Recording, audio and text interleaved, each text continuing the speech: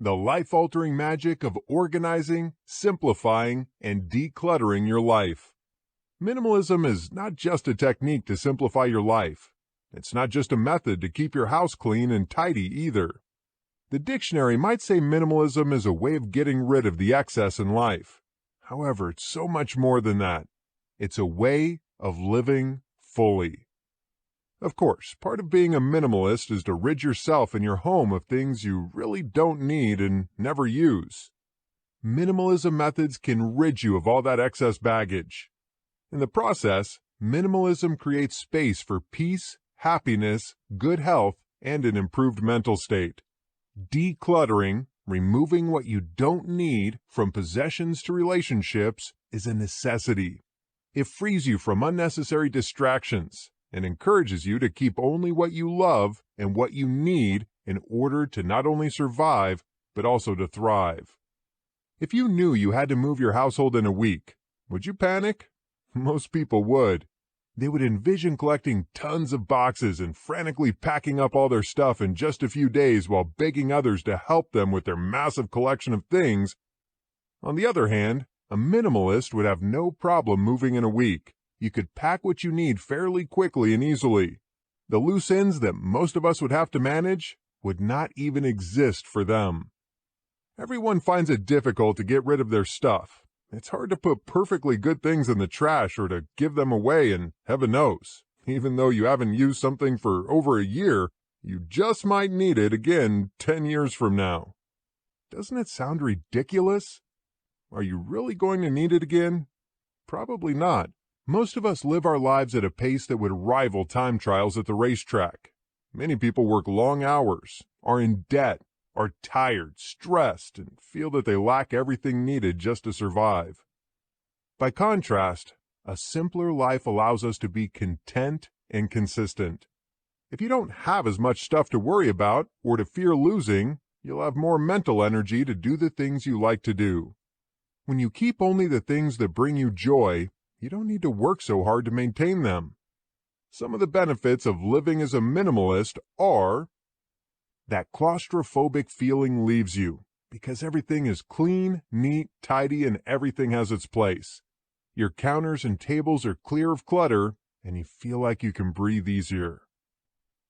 You have more time to do things you enjoy, including hobbies and being fully present with your family. You save money because you avoid buying things you don't need, no matter how pretty and shiny they might be. You have peace of mind because you have less to worry about taking care of, and the relationships you do have are worth it. And you have less fear. Buddhist monks have nearly nothing. Everything they use is owned by the community. Therefore, they have little fear. If it all went away, they would lose little of substance. If you don't have much to lose, there is little fear of losing it. Here's a good example of the effects of minimalism.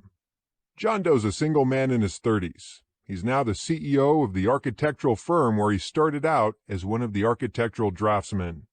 He has a 5-bedroom house with a home theater and a game room, a 4-car garage filled with cars, a swimming pool, and a tennis court. John Doe might be in his 30s, but he's so overwhelmed with his life that he feels like he's 60. He works long hours and makes more money than he can use. John is old before his time. He worries about losing everything he owns, yet it's impossible for him to sleep in 5 bedrooms simultaneously or drive 4 cars at one time. He hates being the CEO of the company and wishes he could just go back to being a regular architect who designs buildings. John is rather unhappy with his life, but he sees no way off the treadmill. After surviving a heart attack, however, he decides things have to change. He sells his house. He sells all but his favorite car. He quits his job. John takes the money he has earned and starts his own company that designs and builds tiny houses. He's even designed his own tiny house. He now lives in a space that contains a living and kitchen area, a bathroom, and a bedroom loft. He's gotten rid of everything that's not useful or beautiful to him. Most of the people John thought were his friends have abandoned him. Now he has very little, so only a few relationships remain. These are the friendships that are valuable and lasting. John lives a simple and happy lifestyle. He goes to work when he wants and is able to pay his bills and buy the food he needs. He coaches a Little League baseball team, something he never would have had time for before, and he's making solid friendships and staying healthy. He no longer fears that he'll lose everything, because he has very little, and much of what he does have can be easily replaced. His health and his life have improved greatly. Would you like to live like John? Maybe you want a simpler lifestyle but don't see the need to go as far as John took it. That's okay. The great thing about minimalism is that you can choose how far you want to go. You set your own parameters. No one can make the rules for you. If you get part of your home decluttered and decide to only end one relationship, your life will still become better. You don't have to live in a tiny house or fit all your belongings into a few boxes. The objective is to go beyond barely surviving to full-fledged living. Whatever you do in the form of minimalizing must support this objective. I suggest you start by setting goals and establishing some timelines, outlining them in the form of objective statements. Here are some examples of objective statements that define one person's decluttering efforts. In the next 2 weeks, I'll clean out my closet and get rid of all the clothes I haven't worn in a year. I'll clean out my kitchen cupboards and declutter my countertops in the next 4 weeks. Within the next 6 weeks, I'll get rid of any items in the living room that have no use or don't bring joy to my heart. And I'll spend more time with people who are important to me. These are just a few examples. You can be more detailed or more general depending on your level of involvement in the process. You can work at minimalizing your lifestyle a little at a time, or you can dive in and do the work all at once. The results are totally up to you. The following chapters will give you guidelines on how to declutter, organize, and enjoy the things you do keep. You can adapt these instructions in any way that suits your needs and fosters the lifestyle you want to have. My hope is you'll be able to step back and redesign your life in a way that brings you the most joy, that will allow you to live the most fully. Chapter 1: Incredible Decluttering Methods. Decluttering is essential to starting a minimalist lifestyle. It might seem a shame to get rid of perfectly good items, but there are several ways to justify decluttering so that you don't feel guilty. You need have no qualms about throwing away things that are worn, stained, or no longer useful to anyone. Some of your quality stuff can be passed on to people you know. If a friend has often remarked that he loves a particular figurine, something that's not at all that important to you, give it to him so he can enjoy it. You can also donate items. Goodwill, Salvation Army, and other nonprofits receive donations and accept almost anything. A Habitat for Humanity restore will be glad for your discarded household fixtures. You can always hold a garage sale and make a little bit of money while getting rid of things you don't need. You can always give away or throw away anything left over. Some nonprofits will even pick up your unsold items for their thrift stores. I suggest you try out several and pick what works best for you. Don't expect to get it all done in one day, but do set goals to guide you through the process. It's easiest to tackle the process one room at a time. Be aware that cleaning out a closet will usually take most of a day or even 2 days. It's a big job. Decluttering the kitchen is also a 1 to 2 day job. Some experts say you should do a little decluttering at a time, giving one item away per day or filling one trash bag in a week. Others say it's all or none. They think you should go through every closet and drawer with clothing in it all at one time, so you don't forget what you have. Remember, you make the rules. If you want to take it slow, take it slow. Just keep in mind that one item a day means it may take your lifetime to complete the decluttering process. However, if you're enthusiastic about becoming a minimalist, get it all done in a week or two and start enjoying your clutter-free lifestyle. The following are some popular methods of deciding what to discard, with techniques for staying organized during the process. The 12-12-12 method. 12 is a nice round number.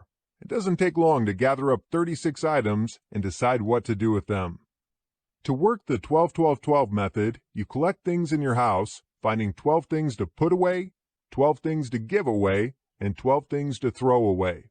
You can do this once, twice, or 3 times a week. It's up to you. The 4 boxes or baskets method. Acquire 4 large boxes that are nearly the same size, or go out and purchase 4 of the same kind of laundry basket. One will be for trash you throw out, one's for things to give away, one's for things you want to store, and the 4th is for things you want to keep. Take a room and start filling up the boxes or baskets. Once you fill them, get rid of the stuff in the trash box, box up the stuff you want to give away, then pack and stash what needs to be stored. Take everything out of the 4th box and ask yourself, do I really need this? Does it bring me joy? If the answer is yes, then put it in its proper place. The mapping and rating method. In this method, you make a map of all the rooms in your house. Mark where the doors and windows are located and draw in the closets. Draw where the furniture sets. Rate each room as to how cluttered it is, marking 1 for uncluttered, 2 for somewhat cluttered, 3 for very cluttered, and 4 for the ultimate cluttered space. Start with the most cluttered room first and take that map with you. Mark an X on the most cluttered area and start cleaning out there. You can use your 12-12-12 technique or the 4-box method in conjunction with this plan. The clockwise method. This is my favorite method, and it can be used along with the previous techniques. In this method, you pick a starting spot in a room. If it's in the kitchen, you might start at the stove. Have your 4 boxes ready and pick up anything you don't use that might be near the stove. For example, let's say you don't use your standalone timer anymore because you use the stove's timer or the timer on your phone. Put the timer in the donate box because it still works just fine. To the right of your stove is a countertop upon which sets a container full of all kinds of kitchen utensils. You might have 6 or 8 spatulas and 3 to 4 slotted spoons. Do you really need that many? Keep 2 of each and put the others in the donate box, except for the one that's half melted and very ugly. That one goes in the trash box. Clean off your countertops, putting everything in the corresponding box, whether it be trash, keep, relocate, or give away. Then turn the corner to face the kitchen sink and keep going in a clockwise manner until you're back at the stove again. You could tackle the cupboards while cleaning the counters, or you can handle them on a separate rotation, cleaning inside all the cabinets and cupboards. This method ensures that you won't miss something by getting distracted in a random treatment of the room. The backward hanger method. This method works great with clothing, but it can be adapted for books, CDs, and DVDs as well. Take everything out of your closet and decide what you want to keep and what you can immediately eliminate. Next, put everything you want to keep back on hangers, but hang them over the bar with a hook facing the front, what most people would call backwards. After wearing something, wash it and put it back on the hanger, but this time, hang it as you normally would, forwards. After 3 months, get rid of what's still on backwards hangers. Of course, if the unworn clothes are items that are off-season, wait another 3 months before you get rid of them. After all, if you haven't worn it in 6 months, you're not likely to wear it at all. To adapt this to books, CDs, and DVDs, place the items upside down. After 3 months, review your items and get rid of anything still upside down. Of course, some reference materials may not get used that often and others may be irreplaceable. The choice is ultimately up to you. Store seasonal items. I suppose you'll want to keep some items that are used seasonally. You wouldn't use your Christmas decorations in the summer, and you probably wouldn't use a beach ball in the winter. In this case, store seasonal items in large plastic tubs that are labeled for easy identification.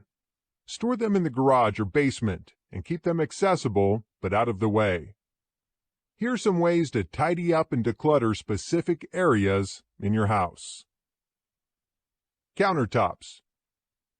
Get rid of small appliances you never use. You may have used that baby bullet to make baby food for your infant, but he now has a full set of teeth and is going to school. You don't need it anymore. Appliances most people use regularly are can openers, toasters, coffee makers, and sometimes a blender. Toaster ovens are a necessity for some people. As a rule of thumb, if you haven't used it in a year, you might as well get rid of it. Linen closet and medicine cabinet. Clear out everything in the linen closet. You won't believe the stuff that works its way back into the corners. Get rid of any worn towels, sheets, or blankets, and put back in only the ones that are in good condition. Take everything out of the medicine cabinet and look at the expiration dates. Get rid of anything old. Many pharmacies will receive outdated medications and dispose of them safely. It's not recommended that you throw old medications in the trash nor dump them down the toilet. Someone could pull them out of the trash and try to use them, and if flushed, they could contaminate the water supply.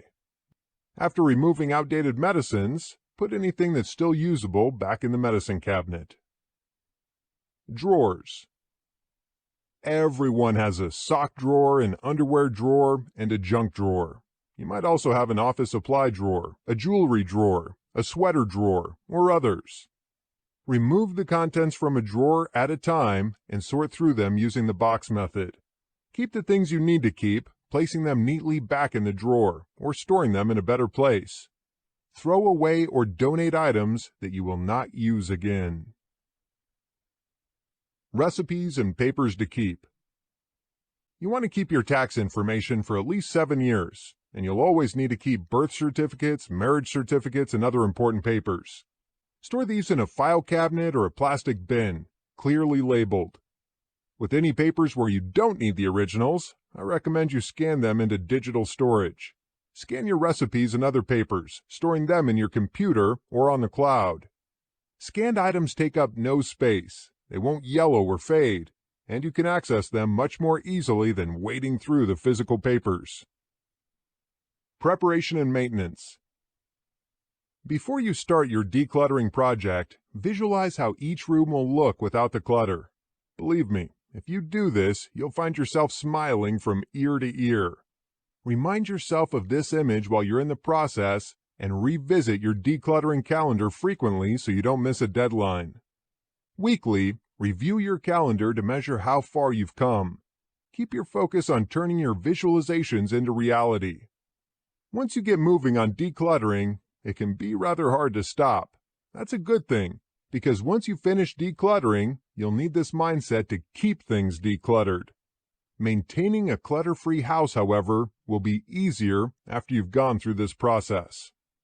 In the future, when you bring something new into the house, use it to replace something that's already there.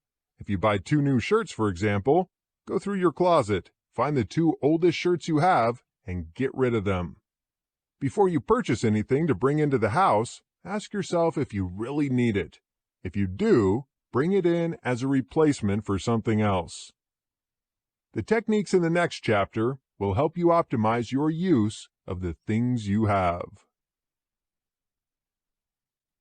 Chapter 2. The Best Organizing Methods. Now that you've decluttered and downsized your lifestyle, it's time to organize your stuff. Hopefully, you will have accomplished a bit of organizing as you put things in their proper place. This chapter will help you optimize the organization of specific things, like the paper that comes into the house on a regular basis, and the clothing left in your closet. We will even discuss the organization of your car. Sorting methods. When you organize, you'll still need to sort things out.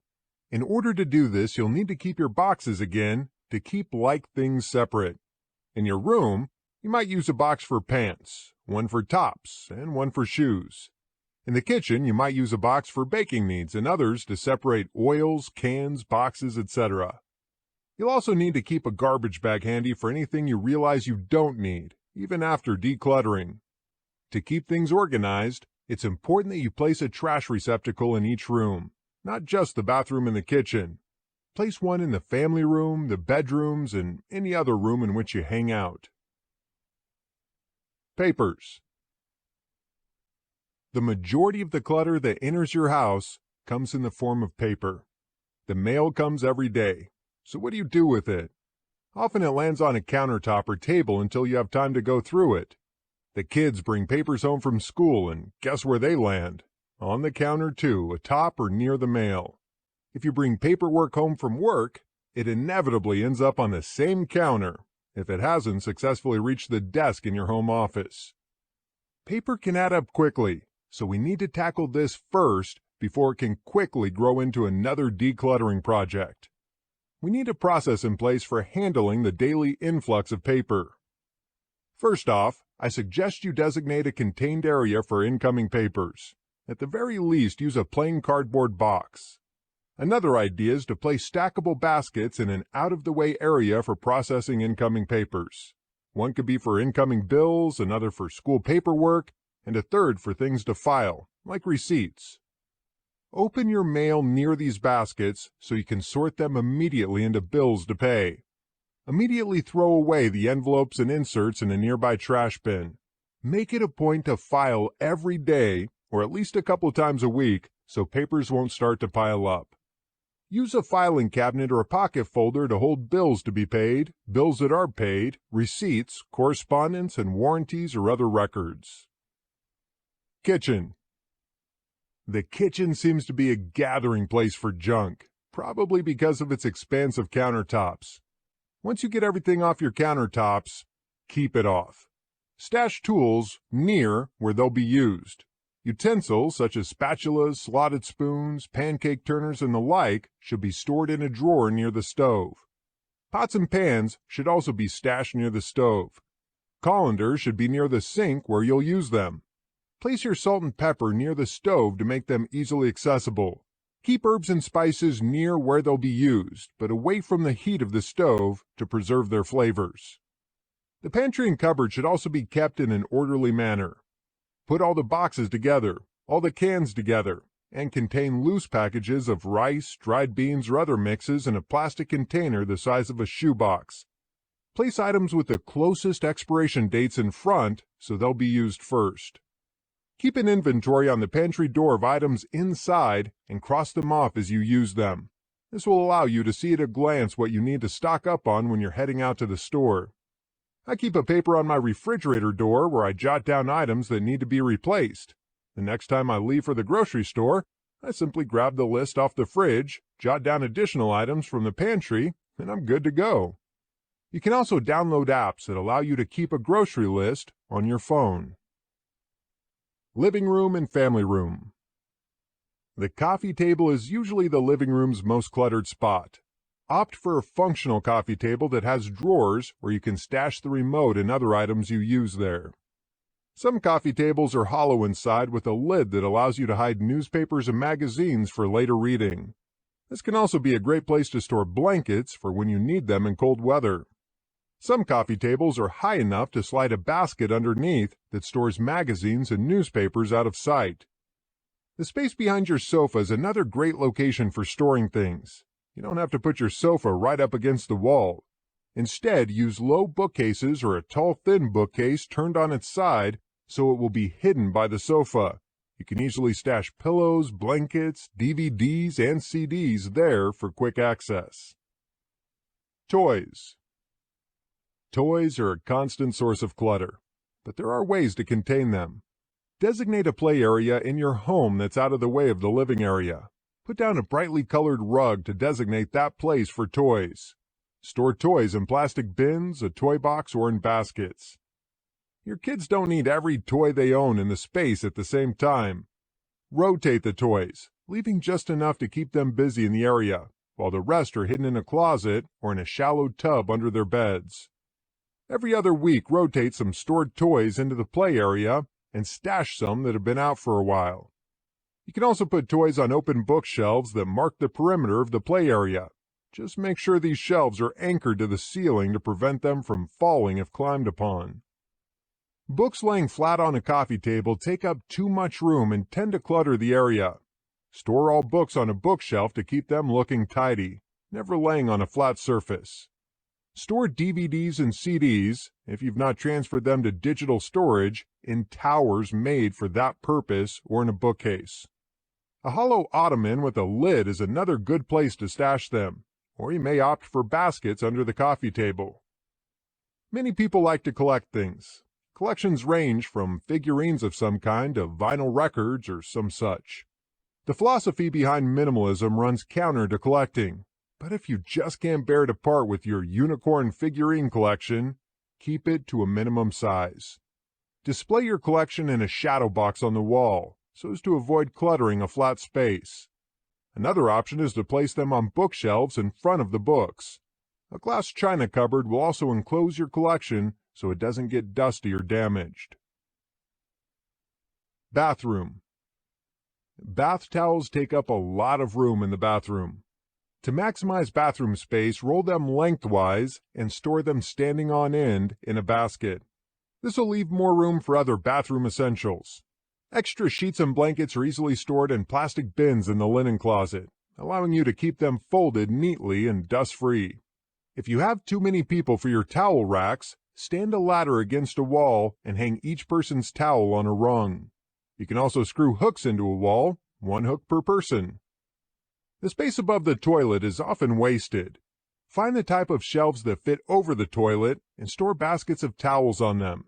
You can also put swabs, cotton balls, and little soaps in glass jars on these shelves. Makeup and hair care products can easily clutter a bathroom counter. Keep hair care items in a bin under the sink, and make sure to get rid of anything you don't use regularly. Store makeup in a bin in a linen closet or in drawers in the bathroom, and only keep what you use. Makeup should be thrown away after about 6 months because of the danger of bacterial growth.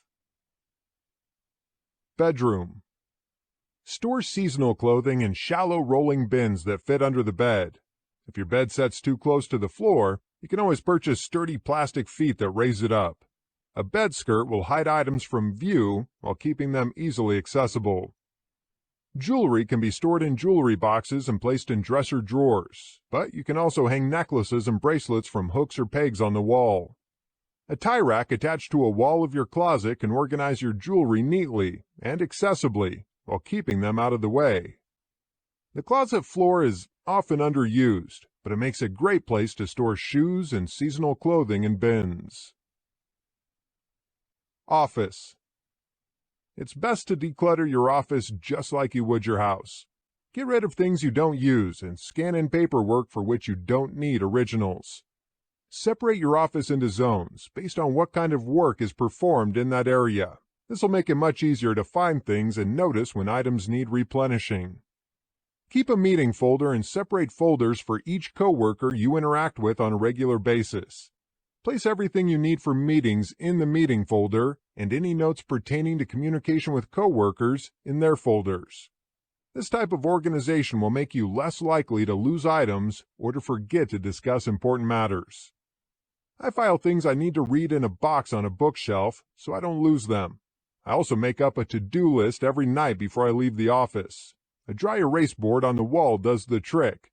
The next day as I complete a task, I just erase it from the board. Car. My car was terribly disorganized until I started using some storage units I got for $1 at a dollar store.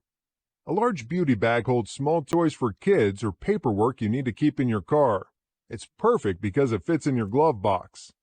A pocket organizer from the dollar store will also work well. If you have little kids, hook a backpack containing wipes, toys, and snacks for each child onto the back of the front seat. Keep a wicker basket or plastic bin in the trunk with bottles of water, emergency flares, flashlights, a first aid kit, high-energy snacks, and blankets. Use a plastic cereal dispenser as a garbage container. It'll fit easily in tight places. Catch a plastic grocery bag over the lip and snap on the top. Flip open the large circular spout to put trash in, and when it's full, just remove the lid and replace the grocery bag. Organizing your life. Organizing your life is just as important as organizing your home, office, and car. The process is multi-tiered, but once you get the ball rolling, you'll be astounded at the progress you'll make. How you organize your finances will affect your schedule, which in turn will impact how you organize your to-do list, which affects organizing your finances, etc. Here are 10 key tips for organizing your life. Number 1. Make the time. Set aside some time each week to decompress and make out your organizational plan for the days ahead. Taking advantage of this time will equip and prepare you for the challenges of the week to come. You'll go into Monday with a clear, focused mind. Number 2. List it out. Lists, digital or handwritten, are your mapping tool for full organization. Keep track of errands that need to be run, groceries that need to be purchased, calls to be returned, and general to-dos you need to accomplish. Keep your lists in an easily accessible area of your phone, computer, or notebook. Number 3. Prep your meals. Chop, package, and refrigerate or otherwise store all the ingredients for the week's lunches. Freeze what you can in airtight containers and plastic bags so that they last longer. Buy ingredients in bulk whenever you can, and plan to use perishables in a timely manner before they go bad. Number 4. Clean your house regularly. A tidy house will encourage you to spend more time at home, instead of spending money by going out to eat. Keeping your house neat and clean will encourage you to enjoy it more. You'll also be more likely to invite friends over on the spur of the moment. Number 5. Do a digital cleanup. Get rid of excess documents, emails, photos, and music to open up space on your computer. Organize what you hold on to in specific folders that are easily accessible. Ensure that your assets are labeled correctly and are easy to track down. Number 6. Backup, backup, backup. Back up your computer data at least once a month, if not more frequently. Utilize free services like Google Drive and iCloud, or purchase an external hard drive for your backups. Number 7. Set financial goals. Financial goals are the best way to put more money in the bank. If you set feasible goals for yourself, you'll know exactly what you're working toward with your savings. Put this money in an account that you can't touch. Even if your savings goal is just for rainy days, you'll feel financially safer knowing that you're protecting your future. Number 8. Surround yourself with good friends. If you spend your time with the right people, you'll feel encouraged to live a much more dynamic and organized life.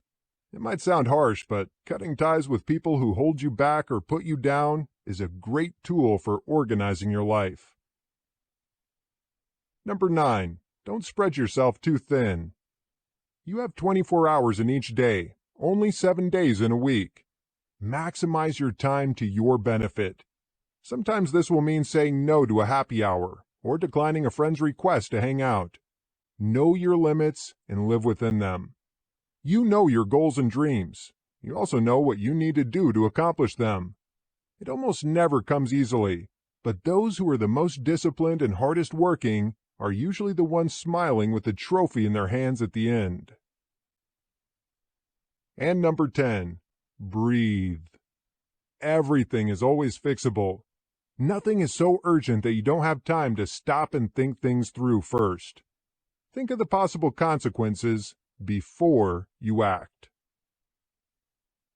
Some of these tips will be more immediately applicable to your life than others. Still struggling to get started? Which are most important to you? Start with just one and work to integrate it into your daily life over the next month. Once you've gotten the hang of this item, add another top 10 tip to your routine. Don't beat yourself up if you have off days. These are all part of the process. Over time, you'll appreciate how much better you feel with these habits built into your life. I personally have each area of my life expertly organized. I find it truly amazing how much more efficient, happy, and productive you can be when everything in your life is in its proper place. Chapter 3. Easy Feng Shui Methods. Feng Shui comes to us from the ancient Chinese. It's a method for bringing one's home into harmony with one's environment. Feng Shui and minimalism go hand in hand because both remove clutter from the living area. In minimalism, you keep few possessions, and those you do have mean much to you. Feng Shui helps you decide where to place your possessions, to draw attention to them, and to bring the most positive energy into the home. Both Feng Shui and minimalism promote balance between open space in the home and object placement. It should be noted that even though Feng Shui is an Asian methodology, your home doesn't have to be decorated in an Asian theme. It works well with any style of decor. Declutter. One of the ideas behind Feng Shui is that the less clutter you have, the more positive energy there is in a home. This positive energy gives all who live or visit there a sense of freedom. It's important that the entire house be clutter-free. Don't ignore one area just because it would be harder to declutter. Clutter in even one area will render Feng Shui ineffective. Placement. In Feng Shui, you take control of the way you place your furniture and other objects, and thus take control of your life.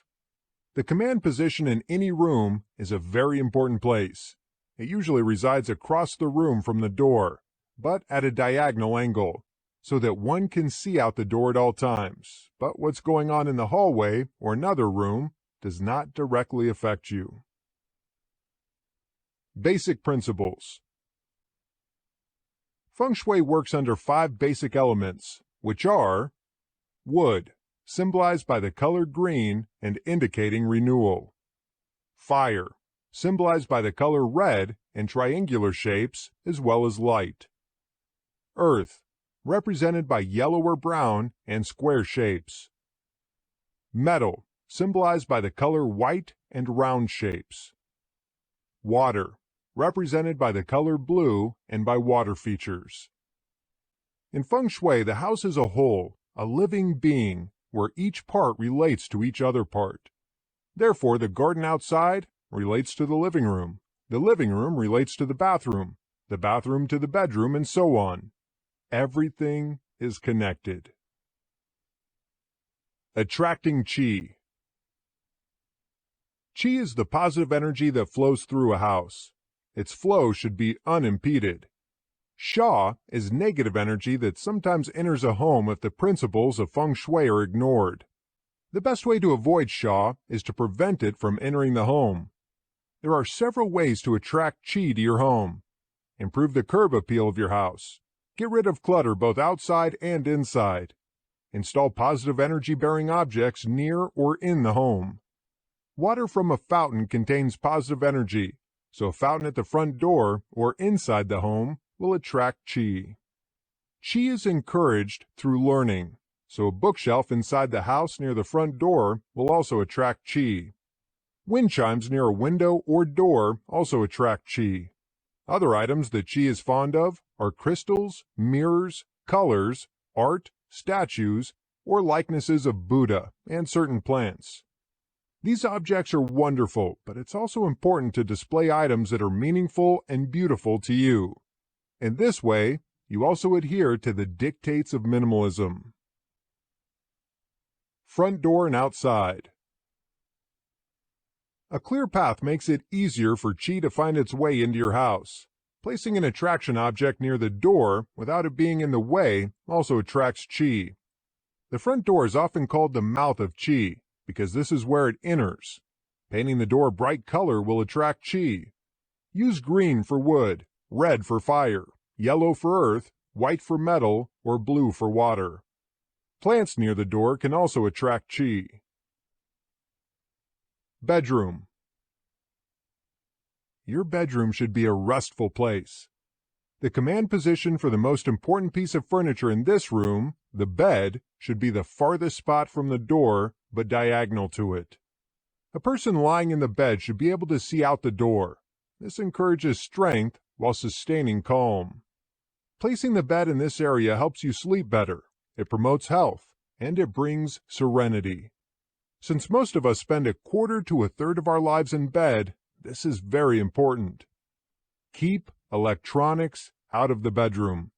Certain electronics, like television sets, can emit electric current that can keep you awake. If you must have electronics in the bedroom, keep them at least 2 feet away from the bed. Office. Whether your office is at home or in another location, keep your desk in the command position, across from the door and at a slight angle. Never place your back to the door. It's important for qi to flow freely, and in order for this to occur, you must face the door. Facing a solid wall will inhibit your concentration and your creativity. Plants. Natural and organic items attract a great deal of qi into a home, and what better way to do that than to use a plant? Plants represent growth, prosperity, and good luck in feng shui. Plants with upward-pointing leaves give energy to the environment, and those with rounded leaves impart peace. Green plants purify the air. They take in carbon dioxide and expel oxygen, while humans take in oxygen and exhale carbon dioxide. Talk about balance. Specific plants are important to feng shui. Here are just a few of them. Bamboo is said to deter bad energy or sha and bad spirits. It attracts qi, especially when positioned near wind chimes or water features. It's also said to attract prosperity. You can plant bamboo outside to the left of your front door if your climate will support it, or opt for odd numbers of lucky bamboo stalks in a pot in a place of prominence indoors. This plant is said to ward off negativity. The jade plant sometimes grows into a tree-like configuration. It's a succulent plant and is treated much like a cactus. It doesn't need a great deal of water, but it does need a lot of sunshine. The leaves are leathery and puffy as if they're full of water. Jade leaves are oval and resemble coins, so this plant also represents prosperity. In fact, it's often called the money tree. The jade plant should be placed near the entrance of the home to encourage qi. Just be careful if you live in a cold climate that it's protected from winter winds. The philodendron has heart-shaped leaves and grows like the vine that it is, flourishing in either natural or artificial light. It's reported to lend serenity to a home and make it a welcoming and inviting place. If you train it right, a philodendron will vine up a wall and over doorways. The Ficus benjamina, or ornamental fig, has pointed oval leaves and grows like a tree. This plant is a great air purifier. It can grow to be fairly large, big enough to divide a room. The ficus is very attractive and can be placed in an area of prominence, preferably near a window that sets across from the front door. A ficus will lose its leaves in a draft, so avoid placing it near heat registers or by doors that are frequently opened.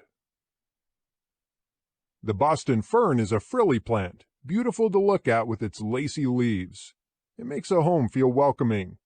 Put it on the porch in summer and in a bright sunny window in the winter. Feng Shui principles have been in existence for thousands of years, so they have a long history of effectiveness. If you wish to follow a minimalistic lifestyle, you can easily partner with Feng Shui to ensure that your qi is strong and flows freely through your home. Chapter 4: Mental Release and Meditation Techniques. You may wonder, what do mental release and meditation techniques have to do with minimalism? Actually, they have a great deal in common. The minimalist lifestyle teaches you how to have little and yet thrive in today's society. A need to hold on to material objects may indicate that you have an inability to let go of mental baggage as well. Minimalists have less to worry about because they have less. Therefore, while you're decluttering your closets in your house, you might as well begin to declutter your emotions and your thoughts. What better way to do this than through emotional release and meditation? The objective of both release and meditation is to clear out all the negative emotions and nagging thoughts that can trap your mind in an unending whirling mass of distraction. As a minimalist, you don't have room for anything that will distract you from living in the moment. Anyone who's experienced an emotional trauma knows that our minds tend to replay the event over and over. The memory burrows down deep into our brain cells, eventually remaining hidden until something comes along to trigger that memory, and off it goes again, churning through our brain. The emotional pain from this memory blocks energy, or qi, from flowing freely through our bodies. Emotional release. Emotional release is a technique that can bring balance to your emotions. It can heal damaged thoughts and ease some of the pain, while helping to eradicate the fear associated with that memory. Meditation is another strategy that can help us take back the control of our emotions and allow us to remain cool, calm, and collected. Both require a modicum of practice, but once they're mastered, you'll be able to clear any energy blockages as they arise. The following are just a few emotional release methods that are used to clear energy blockages and to allow the chi to flow freely through both mind and body. Shifting. Shifting involves changing the way you think about things.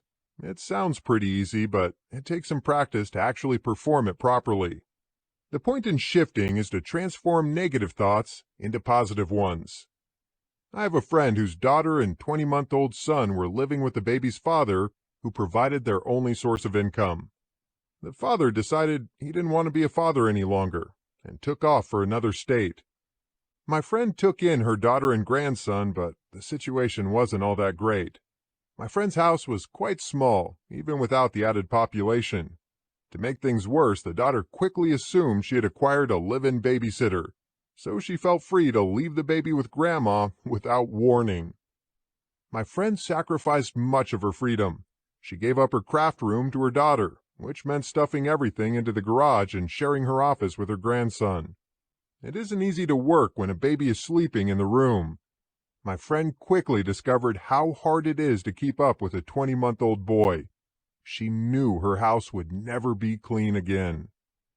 This was a negative circumstance for her until she decided she would turn it into a positive one. She chose to be grateful for having more time with her grandson and used the opportunity to bond deeply with him. The smiles and hugs he gave her when she came in from working were worth all the stained carpet and the twisted ankles she suffered when she stumbled over his toys. My friend soon discovered she could get more work accomplished on the kitchen table than she did in her secluded office. While cooking dinner, she could continue to work. With her office in the kitchen, she no longer felt secluded from the rest of the family. She was able to shift her attitude from negative things that were happening to her to gratefulness for what was positive about the situation. In essence, she turned her lemons into lemonade. Visualization. Visualization methods can stop negative thoughts from hanging around in your head. Visualize your brain and see the bad thoughts running through them as rain clouds on a Pac-Man track. Set loose some Pac-Men in your brain and watch them gobble up those rain clouds, leaving only rainbows behind. Another helpful exercise is to visualize yourself putting all the negative thoughts into a garbage bag. Associate colors and different sounds with these thoughts. Visualize yourself stuffing them into a big black garbage bag and hefting the bag over a steep cliff. Imagine their sounds growing fainter and fainter as the bag falls farther away, until you hear nothing but silence. Emotional peace technique. You don't have to be a minimalist to want emotional peace, but with less to worry about, you should be able to attain it easier. Take 10 to 15 minutes and make a list of everything that is negative or that bothers you. Perhaps it seems like you're the only one who can replace an empty toilet paper roll. Maybe you're the only one in the house who knows how to remove a full garbage bag from the trash can and replace it with a fresh one. We're talking about all those little things that really make your blood boil. Your list can be as simple as leaving the top off the toothpaste or as earth-shattering as a husband who's cheating. Rate each item you wrote down from 1, the least bothersome, to 10, the most painful. With little things that are not worth your emotional energy, choose to let them go. However, with the major items, you'll want to face them head on and reach some sort of resolution so that they don't steal the peace from your life in the long term. Meditation, prayer, and affirmations. Meditation is a vehicle to achieve inner peace and has been known as such since ancient times. Prayer is communicating with your source. It can range from the simple one-word help to a short prayer before and after, if you're a Muslim, meals, to thank God for the food, to an intense conversation with your maker. Affirmations are a form of positive self-talk. Anyone who thinks it's easy to meditate is wrong. It takes practice and discipline. The goal is to block out all the insanity that life offers and only focus on breathing at first. After learning to focus on your breathing, you can progress to visualizations, prayer, or on the repetition of statements of affirmation. Affirmations. Affirmations are uplifting statements that feed your spirit. They may be considered a form of meditation. For example, in transcendental meditation, the guru gives the person who is meditating a mantra or statement to be repeated. This often is a sort of positive affirmation. Affirmations help replace your internal negative dialogue with a positive alternative. They can carry you a long ways towards being at peace with yourself and the world around you. Affirmations are a little easier than what I'll call full-blown meditation. They consist of repeating a single phrase or sentence. Affirmations can be spoken anywhere. You can repeat them at your desk, in the shower as part of your morning ritual, or wherever you are. You don't have to sit or stand. You can take any position you like. Your physical posture is completely irrelevant when it comes to affirmations. They don't even require much concentration. You can easily recite them as you drive to work, take a walk, etc. Affirmations are worded as positive statements. They are realities you've chosen to affirm or truth statements you have selected to guide your life. The affirmation, "I release all my fears and trust in my higher power to protect me," is a guiding statement. It's a promise to yourself that you are choosing trust over fear of the unknown. It also states your confidence that you'll be protected and that your needs will be taken care of by a force outside of yourself. Affirmations can carry you a long way toward inner peace. They're a tool with which to replace negative and destructive thoughts and attitudes with beliefs that build and nourish your life. The statement of affirmation is a beneficial form of brainwashing. The idea behind it is that the more often you speak something, the more it becomes real to you. There's nothing wrong with this kind of brainwashing, if it helps you to become a better person. Here are some affirmations you might find useful in your own life. My source will supply all my needs. I am a spiritual being housed in a physical body. I can love myself when I make mistakes. I accept each part of myself without judging. As I accept myself, so I accept other people without condemnation.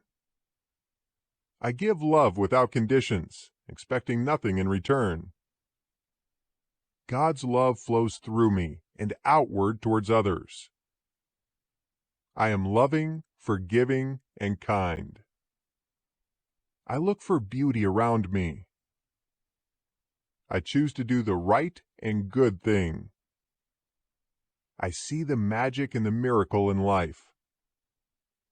I have all I need. I am growing spiritually. I do what I can to ease the troubles of others. I acknowledge that there is good in all people, including myself.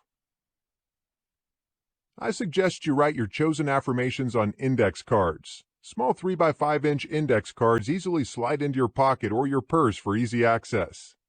Take them with you and pull them out for repetition periodically throughout the day. You can also glue a magnetic strip to the back of a card and stick it to your refrigerator at home or a file cabinet at work. Several times during the day, take a look at your affirmations and speak them out loud if at all possible. Before long, the concepts will become part of your life. You'll become what your affirmations suggest, as they become part of your subconscious. Meditation. Meditation has been linked with spirituality for centuries. Meditation is a means of opening the mind to inner peace. Many types of meditation exist. You can try most of them by yourself, although some types require personal instruction from a teacher. J. Krishnamurti, an Indian philosopher and spiritualist, wrote, "Meditation is not a means to an end. It is both the means and the end." One effect of meditation is that of calming the whole person.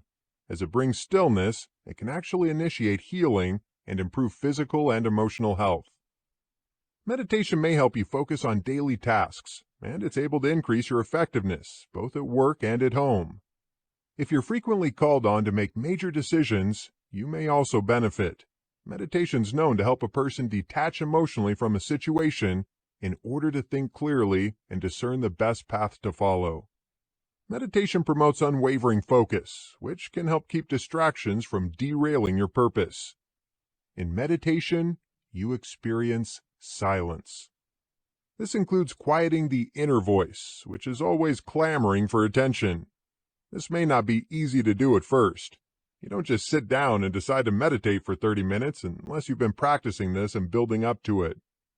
As you begin, don't be surprised if you find yourself drifting off into daydreams, falling asleep, or becoming distracted by frustration if you don't succeed in the first couple minutes.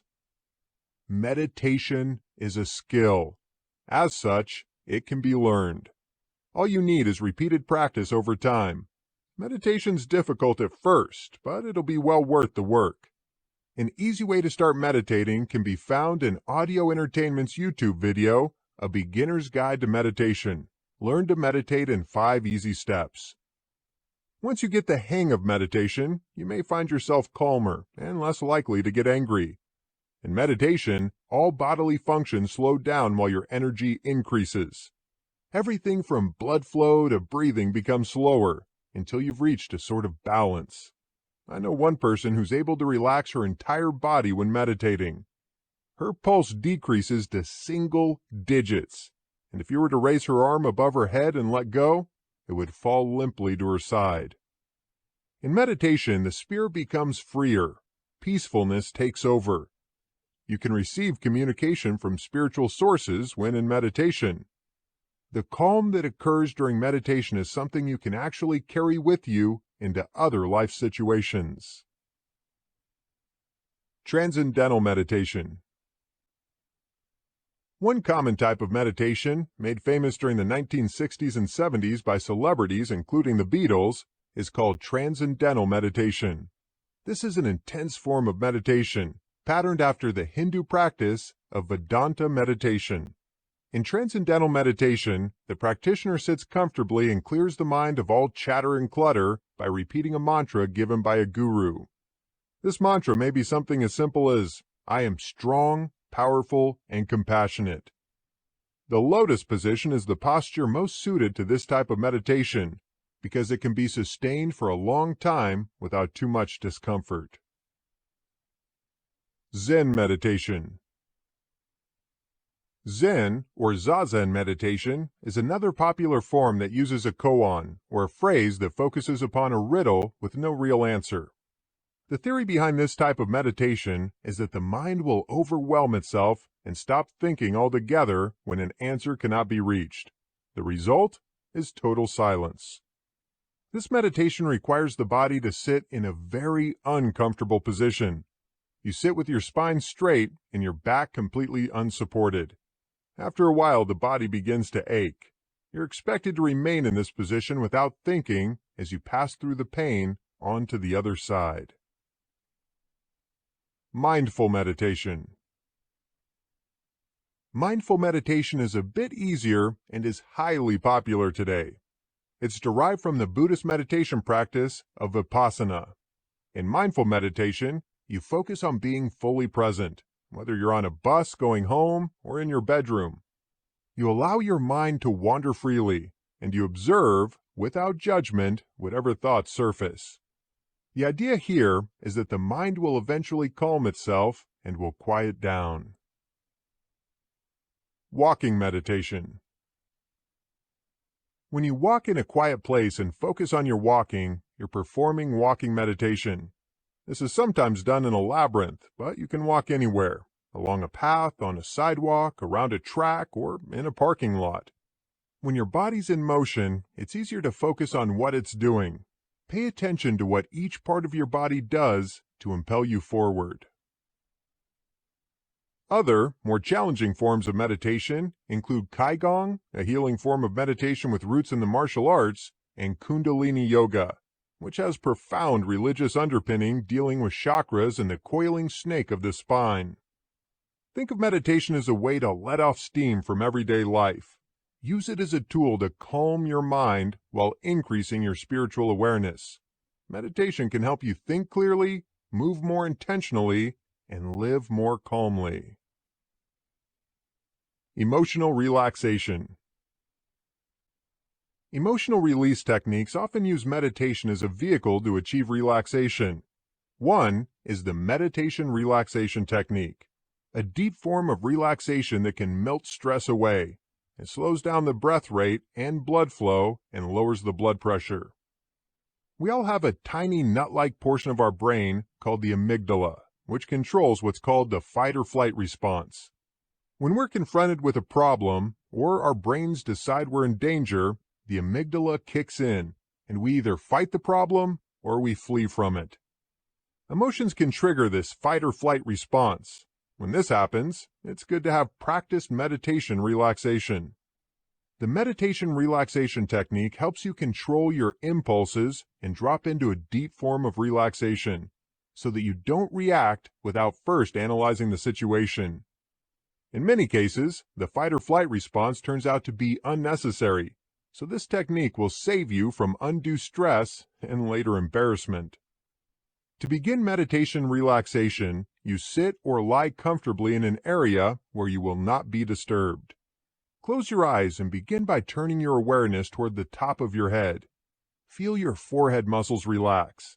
Then move on to your cheeks and your chin. After you feel these muscles relax, move on to your neck, your shoulders, then your upper back and your collarbone area. Shift your awareness gradually down each arm to the fingers, relaxing every muscle group as you go. Then move down the trunk of your body, both front and back. Give special attention to your belly. Then move your attention around to your lower back, following your mind's eyes over your relaxing hips, buttocks, thighs, and on down your legs to your feet bones and the muscles of your toes. Progressive muscle relaxation. If any part of your body resists your command to relax, tighten those muscles for a few seconds and then let them release. This tense and relax strategy is another emotional release technique called progressive muscle relaxation. It takes a lot of practice to isolate specific muscle groups for tensing and release. It's often a challenge to keep your head relaxed while you tense other muscles on the way to relaxing your feet. You'll need a certain level of concentration for this exercise, but it will be facilitated as you learn to ignore everything except what your body is feeling at the moment. Om. While you're relaxing each muscle in your body, keep breathing steadily in and out. If it helps, you can speak a sound when breathing out. Believe it or not, Om is the perfect word. It means nothing, and it can be sustained as you breathe out. The vibrations created by this sound can help your muscles relax. Take about 20 minutes to complete this activity. Avoid setting an alarm. When it goes off, your body will instinctively tense up, destroying all you've accomplished. Instead, peek occasionally at a clock placed nearby. Most of us have a conversation going on in our heads at all times. This is called the inner voice. The object of meditation is to stop that little voice and give it a rest. When your meditation time is up, stay in position for a few minutes while you ease your eyes open and let your other senses wake up to the outside world. Diaphragmatic breathing. Deep breathing is another meditation technique that's quite helpful for emotional release. Singers breathe differently than most people. A trained vocalist breathes in by extending the diaphragm, a layer of muscles directly beneath the lungs. When the diaphragm expands, it enlarges the lungs from the bottom, allowing them to fill with air.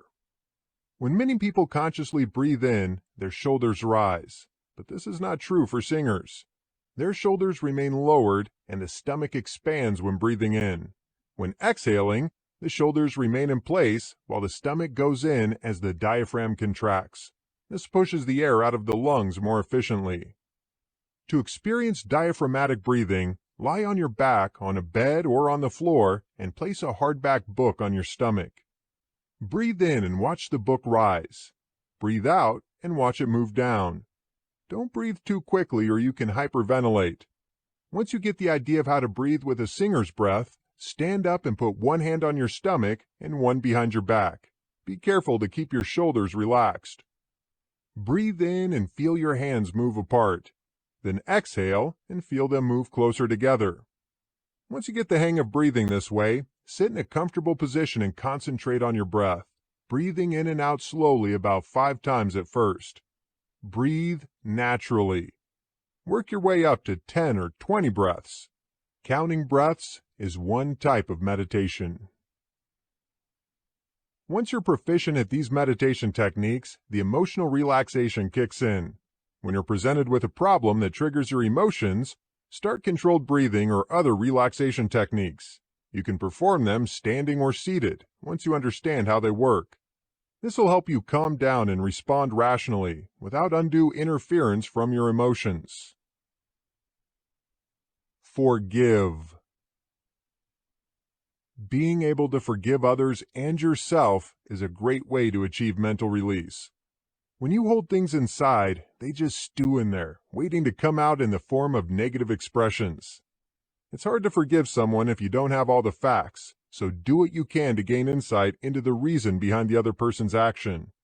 Understanding what influences affected your opponent makes it possible for you to empathize with the person as a human, especially if it's not within the realm of her normal behavior. There may be extenuating circumstances that precipitated the words or action. The offender may not be aware of his betrayal, or it may have been deliberate. Until you understand all the facts of the situation, it's difficult to forgive. Learning and understanding is an integral part of the process. We need explanations. It's human nature to seek understanding. Even if the explanation isn't what we desire to hear, we still need it in order to move forward.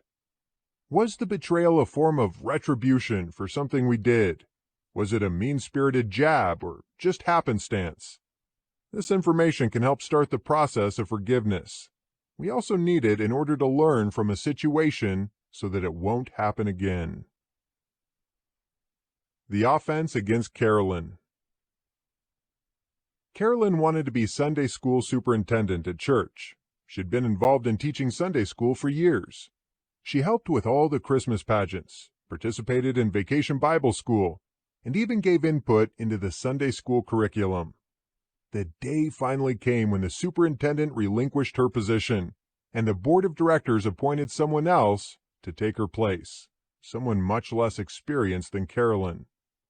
Carolyn was deeply hurt.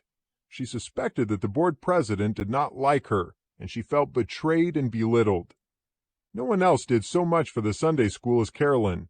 She felt that not only should she have been appointed, but her friends should have stood up for her. To make things worse, the woman they appointed to the post didn't even have any children. Carolyn didn't know exactly why she was passed over for the position, but she felt angry and became somewhat vindictive. Before her root of bitterness did any real damage, however, she chose to seek out a board member and asked why she'd been turned down.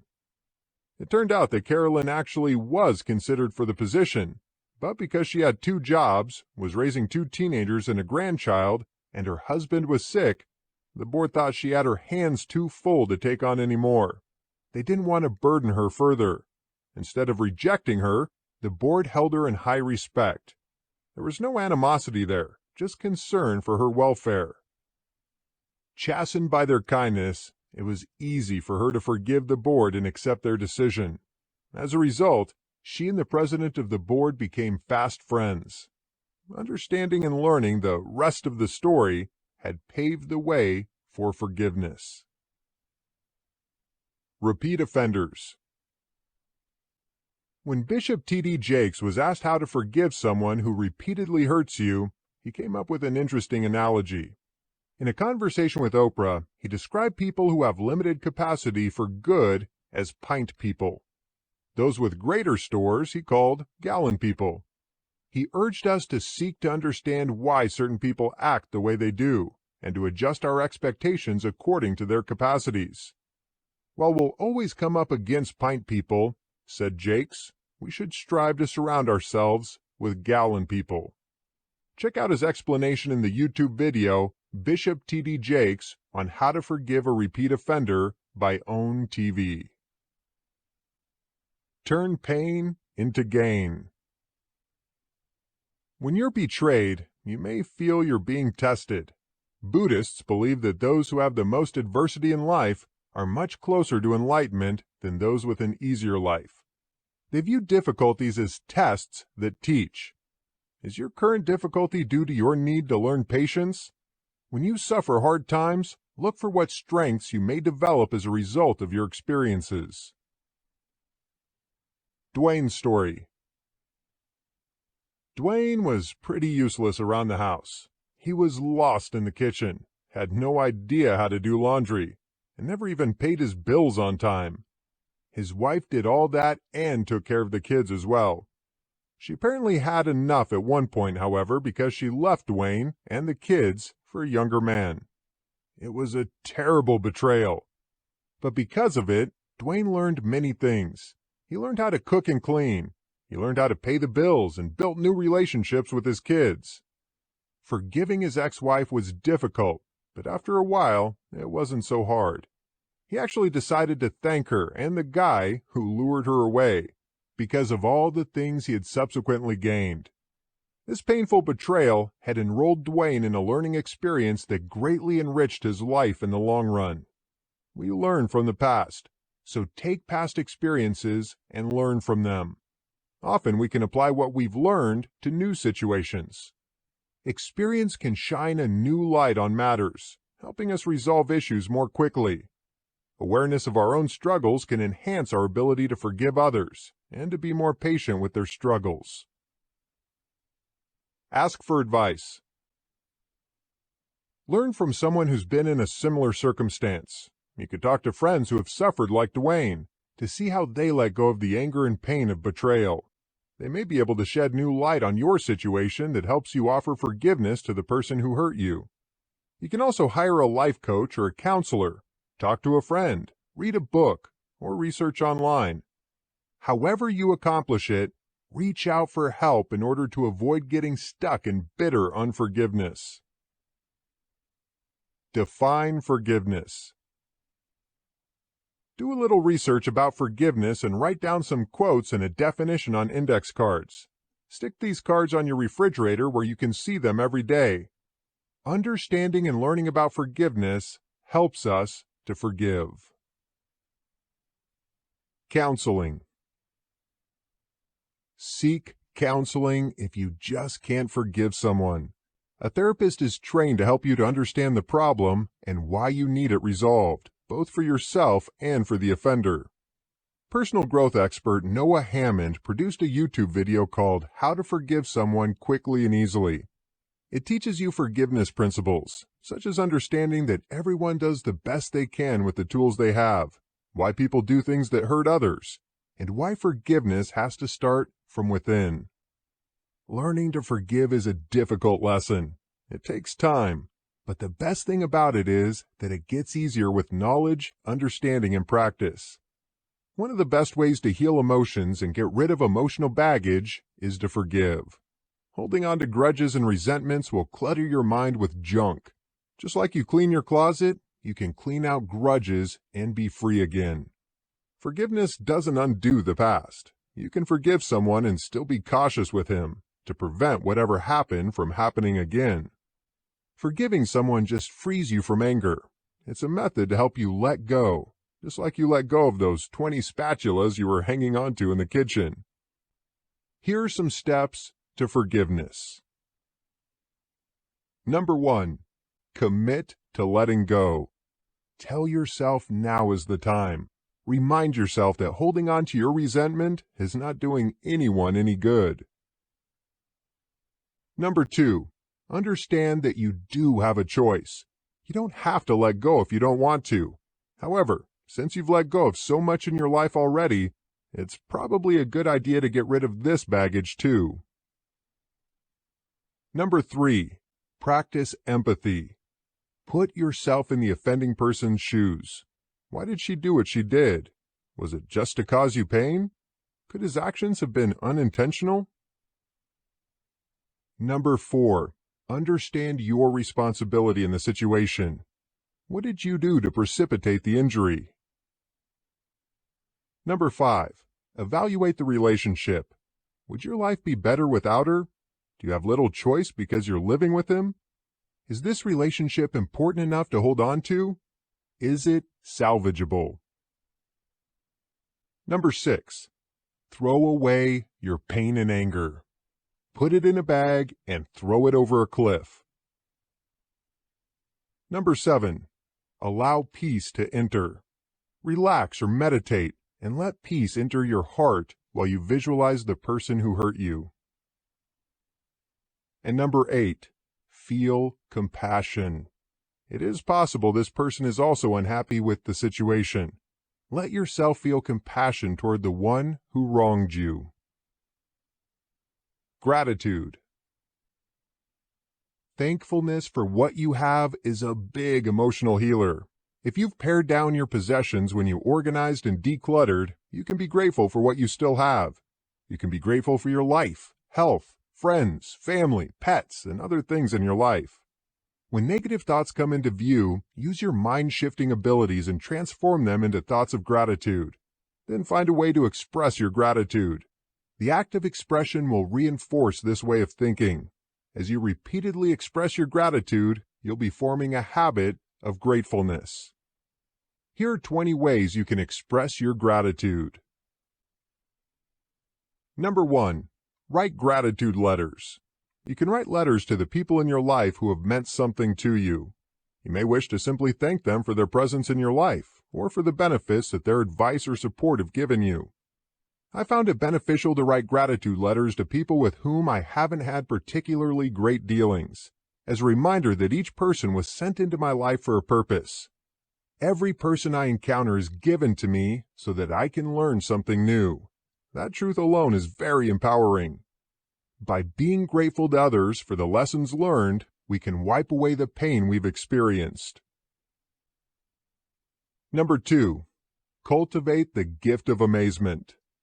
Quote, at least once a day, stop long enough to allow yourself to be truly amazed by a tree or a flower or the sunlight dancing on land or sea. That is the sacred space, the place within us where we are witness to the ongoing miracles of life. And the more we're open to truly seeing them around us, the more we are able to truly feel them within us. Miracles are everywhere, all the time, waiting to be plucked by our awareness into the makings of a happy life. Marianne Williamson, Facebook, June 15, 2014. Number 3. Express your gratitude in person. This one can be a little tough to start with, but start by thanking staff in the stores you visit for their service. Thank the person on the other end of the telephone when you call about your gas bill. Even if you're unhappy with the service the company has provided, these people are doing their best, so they deserve our thanks for putting up with terrible wages and unpleasant working conditions to do a soul-destroying job where all they ever hear is complaints. Make their day. Thank them for their service. Tell your best friends why you're so happy they're a part of your life. Tell your partner you appreciate him even when he's doing something as mundane as the dishes. Trust me, once you start doing this, you'll find people itching to do even more for you. We all just love to be appreciated. Number 4. Take mental gratitude pictures. Prasanna is legally blind, and though this has caused no end of struggles, it has taught him to value every day to seize the moment whenever possible. I'm currently trying to use his method in my daily practice. It's a rather beautiful one, I think. Here's his quote. I take what I call mental gratitude pictures and write about these pictures in my gratitude journal, he says. Usually this process involves me 1. Pausing, 2. Taking notice of a particular moment, image, or detail around me, 3. Taking a deep breath, 4. Closing my eyes, and 5. Envisioning the moment, image, or detail in my mind. Huffington Post, July 17, 2014. Number 5. Express your gratitude in art. This is one for the creative among you. If you have artistic leanings of any kind, musical, literary, fine art, photography, pottery, you can make a small gift to say thank you. This is all the more appreciated when it's not expected, so prepare an appropriate thank you and give and present it out of the blue. You can also use your artistic capabilities to express your gratitude in your journal. Cut out, draw, or take pictures of the things you're grateful for and make a collage. Number 6. Practice spiral gratefulness writing. Tony Robbins of the Unlimited Power audio series likes to describe his gratefulness in an outward spiral progression, beginning with himself. I used this method when I first began my gratefulness practice, and it is one I highly recommend. The process is lovely and simple. Start with yourself in the center and write outward in a spiral. Tony uses a set order, one I think is most apt, that saves the least important things until last. Start by writing what you're grateful for in yourself, including both physical and mental attributes. Next, include the people in your life, writing the physical and mental attributes that you most admire. Following this, write about your pets, your career, your hobbies, and the things you own. Here's an example of the Tony Robbins technique. Quote, "I'm grateful for my heart, my knowledge, and skills. I'm grateful for my strong body and quick mind. I'm grateful for my full hair and my excellent vision. I'm grateful for my friends and their loving support of me in whatever I do. I'm grateful for my family, that they're strong and healthy. I'm grateful for my pets, that they give me love so unconditionally. I'm grateful for my career as a writer and the wonderful people who buy my books. I'm grateful for my wonderful home and my wonderful possessions that make my life easier and brighter." Number 7. Make a gratitude date. Set aside a specific time to sit down with your partner or your family and talk about all the things that you're all thankful for. We're supposed to do this on Thanksgiving, but how many of us just jump right into the turkey and dressing, the parade, and the football without thinking about what we're grateful for? In my way of thinking, gratefulness shouldn't be limited to one day a year. I highly recommend setting aside regular times to speak your gratitude to each other as a family and making this a part of your life as members of that family unit. It will strengthen the bonds between you. Number 8. Journal your gratefulness. Write down 3 to 5 things you're grateful for each night before you go to bed. Number 9. Devote a specific time each day to gratitude. It could be when you first get up, when you go to bed, before you eat, or when you get home from work. This practice only takes a few minutes, but can make a huge difference in how you view your day. Number 10. Use social media. I find it keeps me focused on gratitude to post regularly on social media. I made a public commitment to post what I'm grateful for on a daily basis for a month. I post 3 things first in the morning, 3 at lunchtime, and then a further 3 just before I go to bed. I try to post at least 1 photograph a day, ideally one I've taken on my walk, to illustrate my thankfulness. This is a simple method, but I'm finding it really is having an impact. Number 11. Try to view your day from a place of gratitude. Allow yourself to be amazed by the goodness you usually take for granted. Give yourself a moment to express your gratefulness for what you notice. Number 12. Practice converting every negative attitude to a positive one. For example, let's say you dread spending all day in a conference room.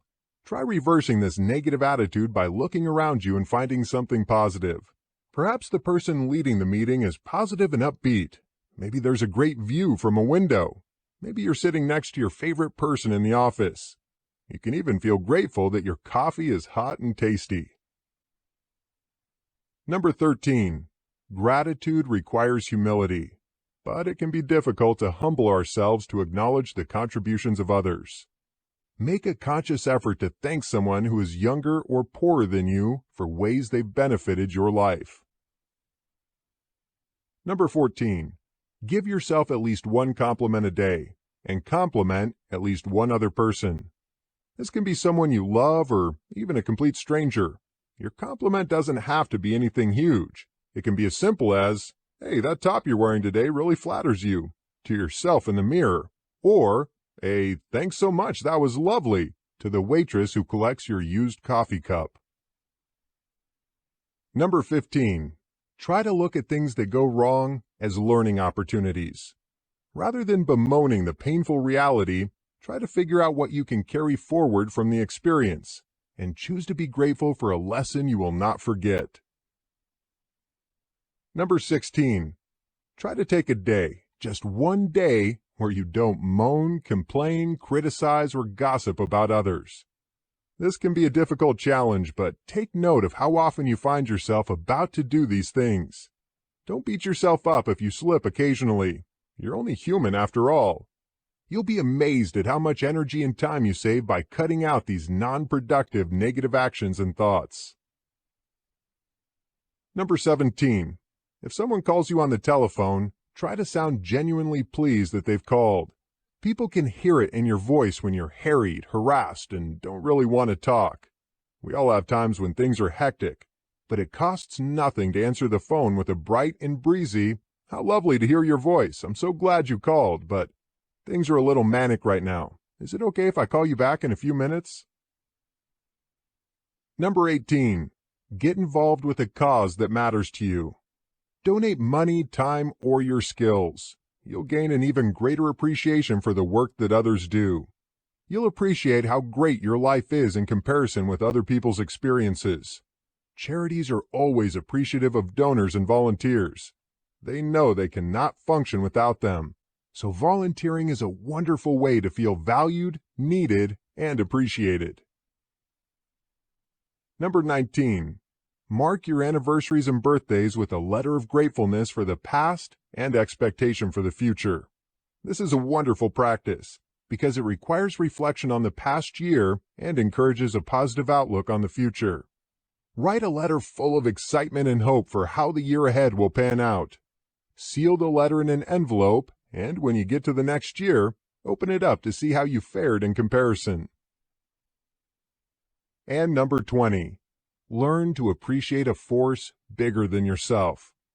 People who have faith in God, the universe, or some greater force often see the world through the eyes of gratitude. The next time you see a beautiful flower, or feel a drop of rain or a snowflake settle on your face, lift your head and heart up to your source and offer thanks for the gift of this world filled with beauty. For more advanced information on this topic, be sure to check out my enlightened book on spirituality. Hypnosis. Hypnosis can help with difficult emotions that resist being released. The practice helps you relax your subconscious mind, rendering it highly responsive to suggestions that will help rid yourself of negative emotions and harmful thoughts. Always enlist the help of a certified hypnotist who knows exactly why you're seeking this treatment. Tapping. This method of emotional release is also called Emotional Freedom Technique, or EFT. You don't need any special equipment, just your fingers. Tapping works on the concept that emotion disrupts the energy, or chi, in the body, and the flow needs to be balanced in order for your emotions to be freed. There are several meridians on the body, and you tap 5 to 7 times on each of them in order to balance the chi. This technique was developed by psychologist Roger Callahan. One of his patients was so severely afraid of water that she could not pass by a lake without great anxiety. He prescribed tapping on specific meridians to stop the patient's fear. Later on, Gary Craig discovered that tapping on all of the meridians worked just as effectively, and EFT was born. How to use EFT. The first step is to focus on the negative issue that's affecting your life. You'll want to speak aloud a statement that expresses the issue. For example, if you're anxious about going to a job interview, you might say, "I probably won't get this job because I have little experience in this field." Next, you'll turn your fear statement into a positive, affirming focus statement. In this case, the focus statement could be, "Even though I feel anxious about this interview, I accept myself and know that I have the abilities needed to do this job. Rate your anxiety on a 10-point scale, with 10 being the highest and 1 being the lowest. Tap on your body using multiple fingers, as if you were testing a ripe melon. Tap each area 5 to 7 times. Repeat your focus statement as you begin each area. Here are the instructions for tapping on each area of your body. Outer edge of hand. Tap one hand on the outer edge with all 5 fingers. This is the area that would take the hit if you were doing a karate chop. Head. Tap the center of the crown of the head with 4 fingers. Eyebrow. Tap the inner edges near the bridge of your nose with 2 fingers. Side of eyes. Tap the hard area between the eye and the temple with 2 fingers. Under the eye. Tap the hard area between the cheekbone and the eye, right under the pupil of the eye, with 2 fingers. Under the nose. Tap the area under the nose and above the lip, right under the nose, with 2 fingers. Chin. Tap under the lower lip on the chin with 4 fingers. Collarbone. Tap below the hard ridge of the collarbone on both sides with 4 fingers. And underarm. Tap the armpit with 4 fingers and take a deep breath. Rate your anxiety again from 10 to 1. If your anxiety can be downgraded, you can stop. But if it's not gone down, begin the process with the top of the head and then the side of the hand again. Many people find that this will release emotions by the time they get back to the starting point again. Hopefully some of these mental release techniques and forms of meditation will help you to get rid of any clutter in your mind and open you up to greater peace and joy. Minimizing your emotional baggage makes room for you to move from survival mode to truly living. And that's what minimalism is all about. Chapter 5. Secrets to Healthy and Happy Relationships. Minimalism isn't limited to the physical items that surround you. Emotion, as we saw in the previous chapter, is one example of a non-physical entity that ties in with minimalism. Managing relationships is another. A simple, happier life is the aim of the minimalist. Sometimes our relationships just don't fit in with that happier label. These people bring stress and anger into our lives. They often seem to bring out the worst in us. It isn't that these people are just jerks, although that may be the case. You may still really care about them. You are not obligated to keep anyone in your life if you are doing harm to them or they are consistently harming you, even family. Although you're kind of stuck with family, you can minimize your exposure to the most toxic individuals. I'm calling for you to declutter the toxic relationships, the ones that don't work, and the friendships you don't need in order to have a happy life. Clear them away in order to have more time for the good relationships, the ones that bring you joy. How to tell if a relationship is toxic. Here are some red flags that may indicate you have a toxic relationship with someone. Number 1, you want to change the other person. You can't change people. You have no power to make them stop doing things that exasperate you. Either accept the person as he or she is, or choose to distance yourself from the things that bug you. Number 2, your body reacts negatively. If you feel uncomfortable or tense around the other person, that's a big danger signal. If you feel physically and emotionally weary when faced with the prospect of time together, it's a clear sign that something is not right within the relationship. Number 3, you feel like you're losing yourself, or you're not able to fully be yourself when you're together. A healthy friendship should encourage you to be more yourself, not less.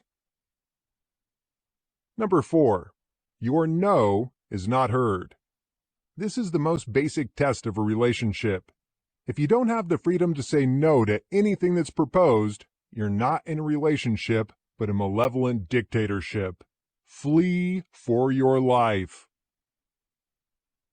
Number 5, you can't do anything right.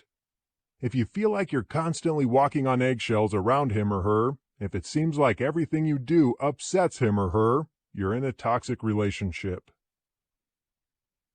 And number 6, the relationship is a one-way street. Any friendship is a matter of give and take, of mutually shared life. If you find that you're always giving, but never receiving in return, it's time to reevaluate the relationship. Talk things over with your friend and see if you can come to a more equitable division of responsibilities in the relationship. Building intentional friendships. Make a list of qualities you value in a friendship or intimate relationship. Evaluate your friendships in light of these qualities and decide if you want to keep the friendships as is or if you choose to distance yourself. Think about your friends. If you let a relationship go entirely, how will you feel? Will you miss him or her? Will your life be better or worse without him or her? Use these questions to help you decide how tightly you want to hold on to your friendships.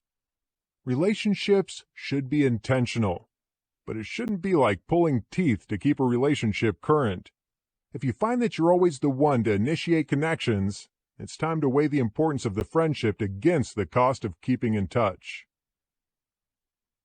Loneliness. There are worse things than being alone. It's difficult to let go of someone we're attached to, even if the relationship is less than ideal. If we're not content with being ourselves, the tendency is to glom onto the nearest person, out of fear of being alone. My cousin was in her early 50s when she met up with a very handsome and debonair man 10 years her junior. They dated for a long time, but she never seemed happy. She would go fishing with him because he loved to go fishing. She went to hockey games with him because he loved hockey. She accompanied him to country music concerts, even though she deplored country music. She loved the opera and theater, but always found someone else to go with her to those venues. He never went, and when I asked why, she replied that he hated opera and would rather watch TV than a play. Yet he expected her to go to everything he liked, whether she liked it or not.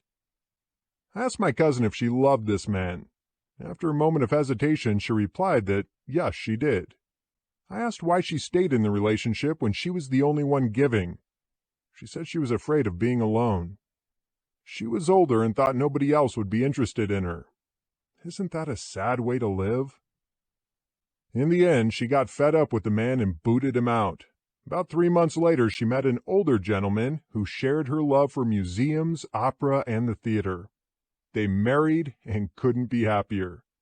She told me it was better to enjoy life with an older man who believed in give and take than to suffer in a relationship with an extremely attractive, selfish young jerk. Ending a toxic friendship.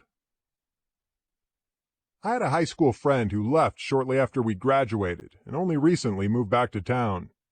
We started going out to eat occasionally and attended some concerts and sporting events, like we did when we were younger.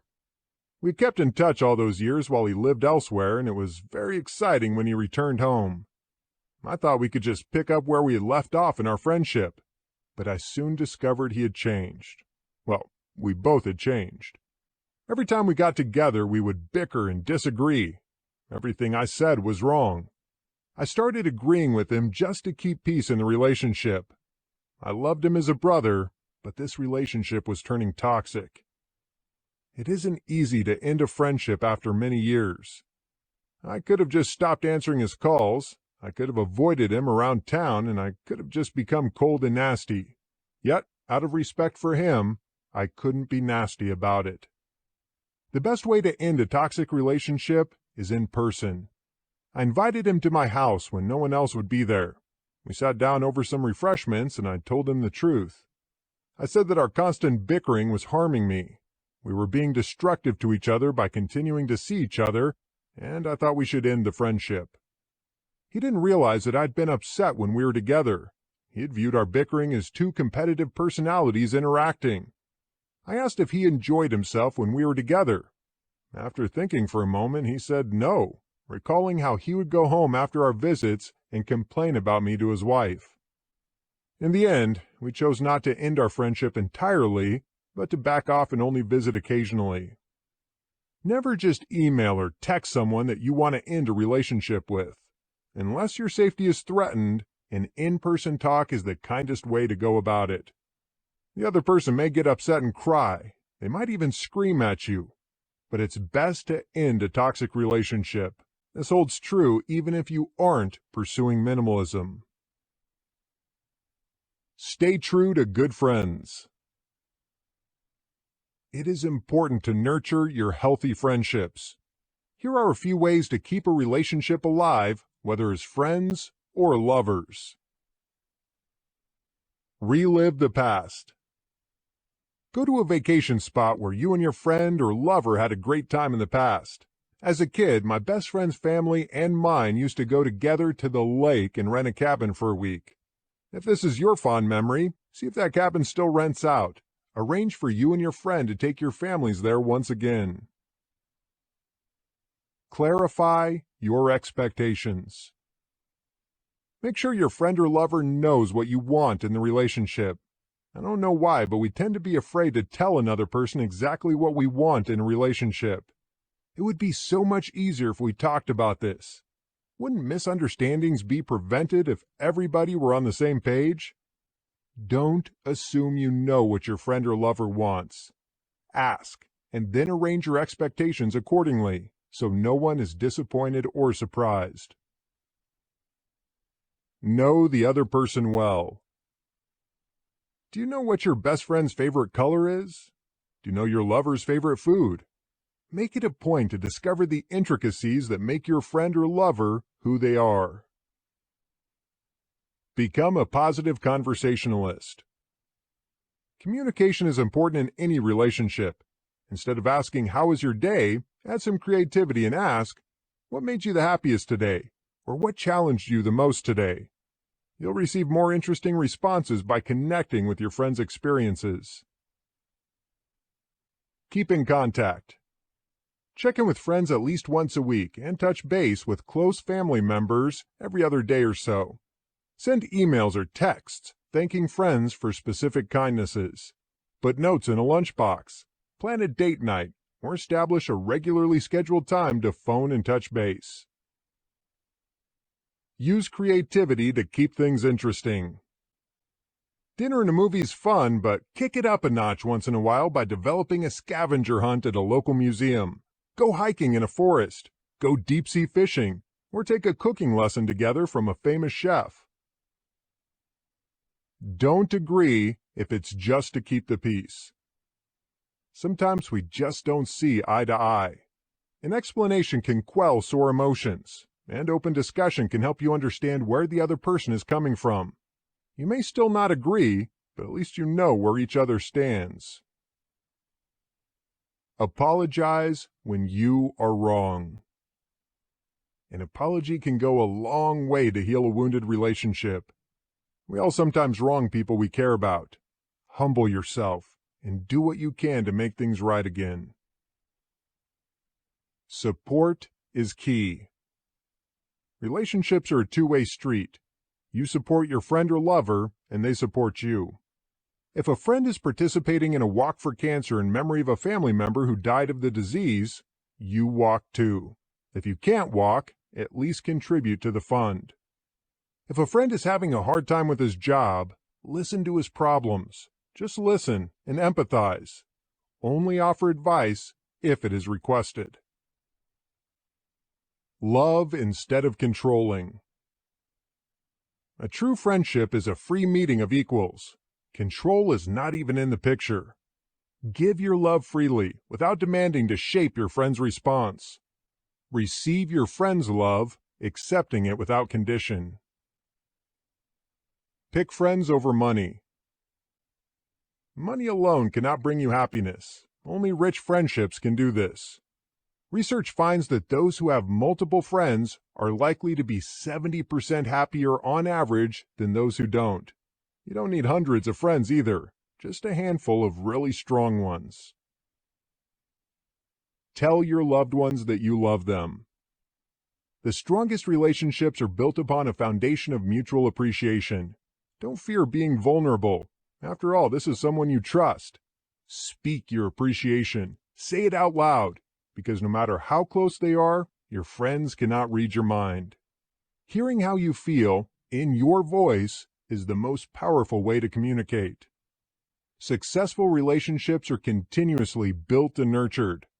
Watch the YouTube video An Experiment in Gratitude by Soul Pancake to be inspired by the effects of gratitude in action.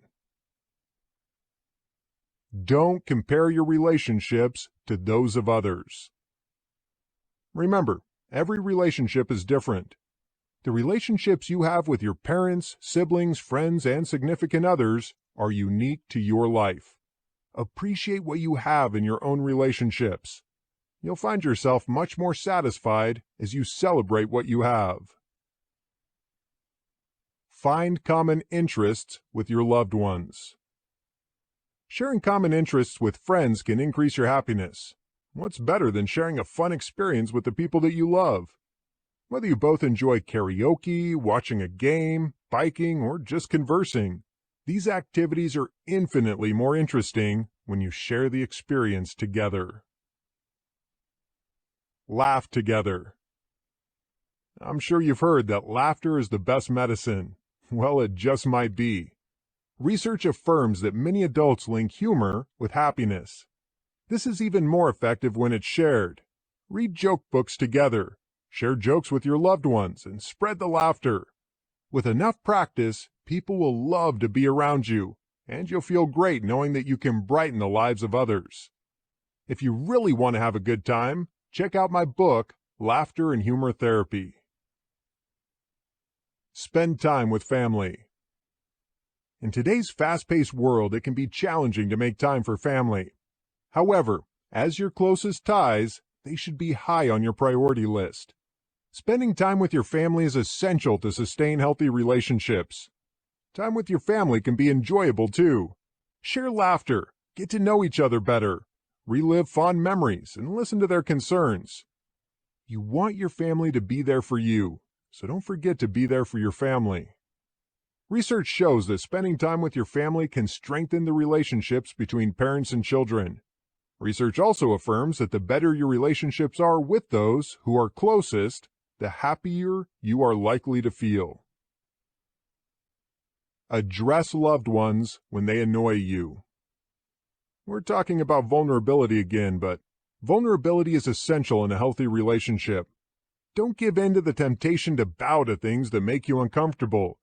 If you agree with others just to please them, you're giving up a part of who you are. It's much better to calmly address your loved one, explain what's upsetting you, and try to work out a solution. Odds are, your friend had no idea what was bothering you, and will be eager to make things right. Communication is the key to happiness. Research shows that those who believe they can freely raise concerns with their loved ones are 40% more likely to be happy. Don't criticize harshly. When you harshly criticize a loved one, it can rock their feelings as well as yours. People rely on their closest friends for support. Harsh criticism can leave deep wounds. Although it can be tempting to criticize, accept your loved ones for who they are and think about their positive traits.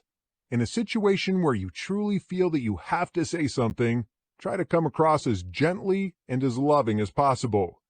Explain how you feel when the other person does what irritates you, and then listen to their reply.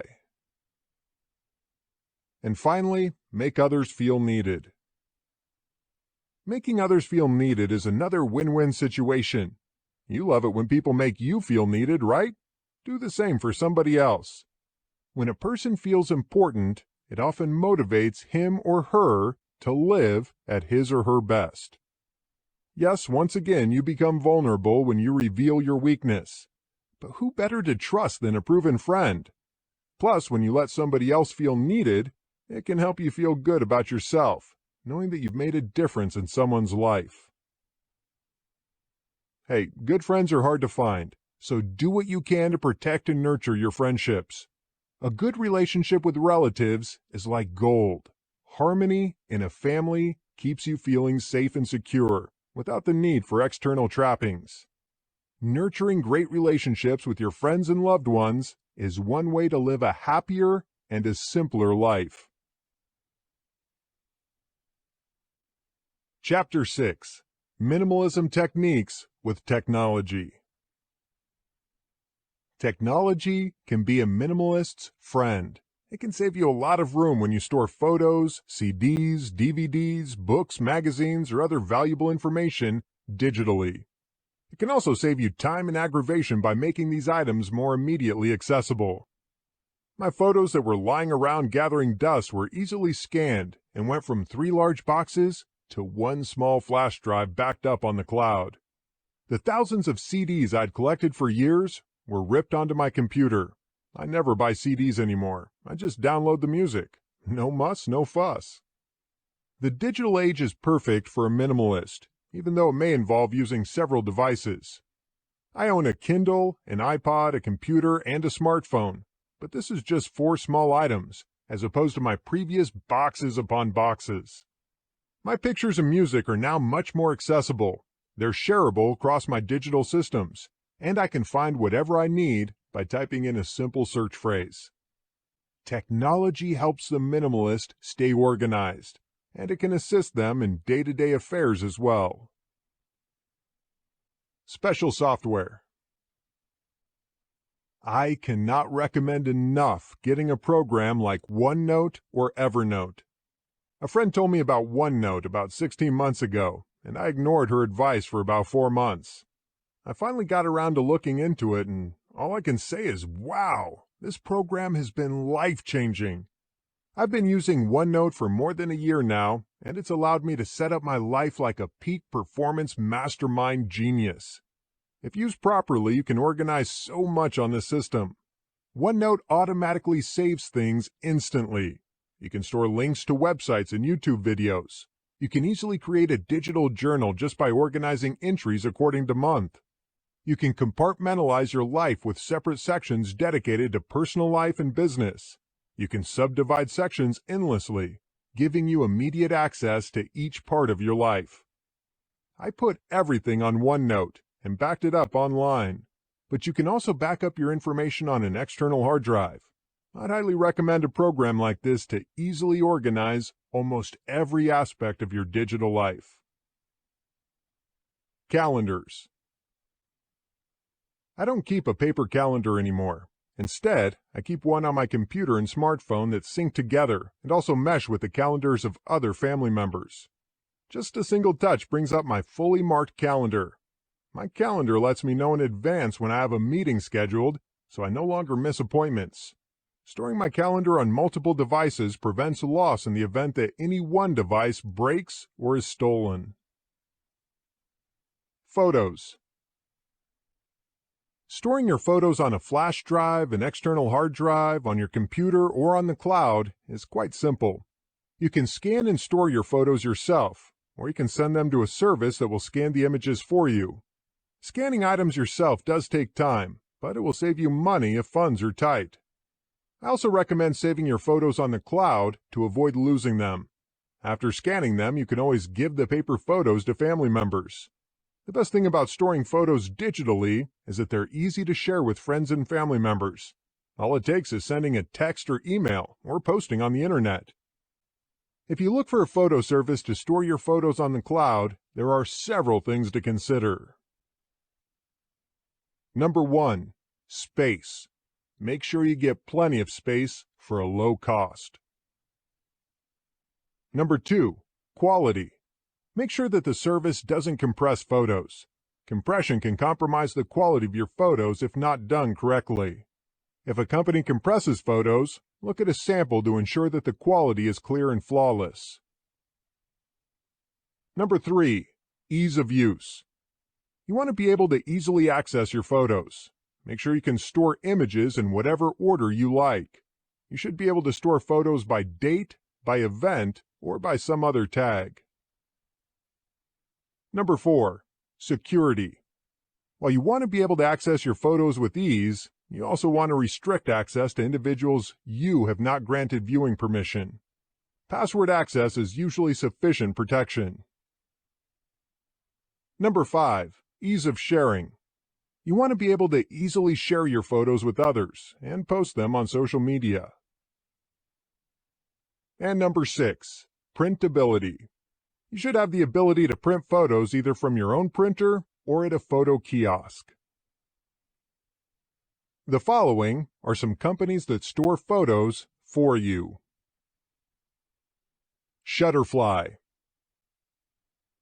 Shutterfly has a free service for storing photos. It has very simple tools that make photos easy to print and share. They also offer paid services for printing your photos on calendars, mugs, or other promotional items. 500 Pixels. 500 Pixels serves primarily professional photographers. You can sort photos into albums or stories for events. If you go to someone's wedding and take pictures there, you can store them in a story form that the wedding party can access and select photos for purchase. There is a free version of this software, but the paid subscription includes all sorts of lovely bells and whistles. PhotoBucket. PhotoBucket's a free service that offers a whole 2 gigabytes of storage for a fee. The service has great editing tools that anyone can figure out. Flickr. Flickr has a large selection of tools to work with. You get 1 terabyte of space free as long as you can tolerate looking at ads. Viewing, editing, and downloading photos are all very easy. Facebook. Facebook offers you the ability to edit photos and create albums.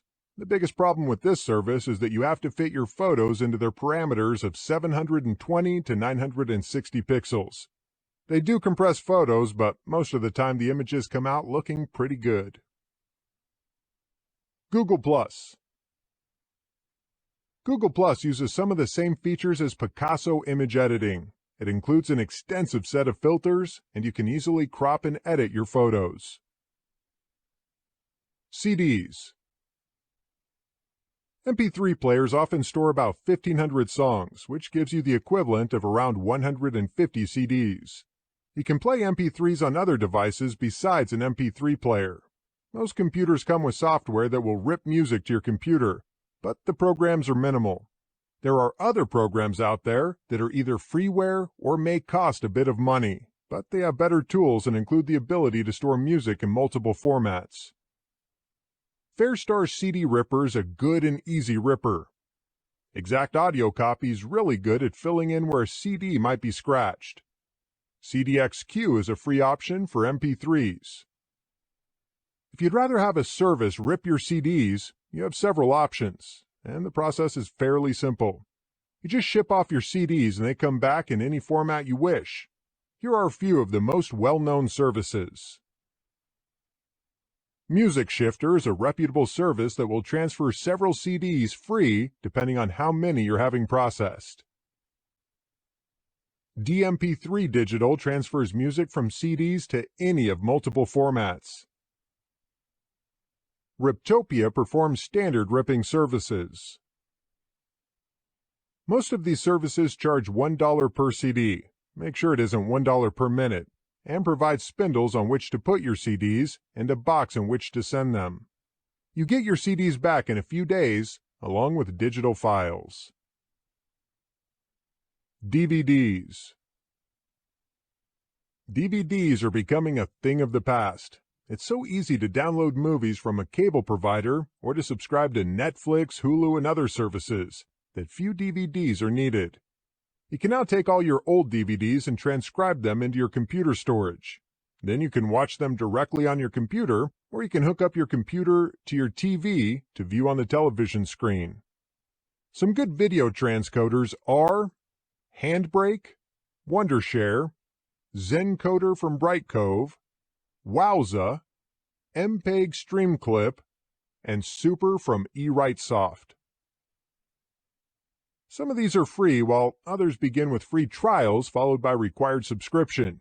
You can store your movies on the cloud, on your computer, and on other devices. TV. Cable TV is nice, but it costs a lot of money. I recently ended my cable subscription and got a Roku, along with subscriptions to Netflix, Hulu, and CBS.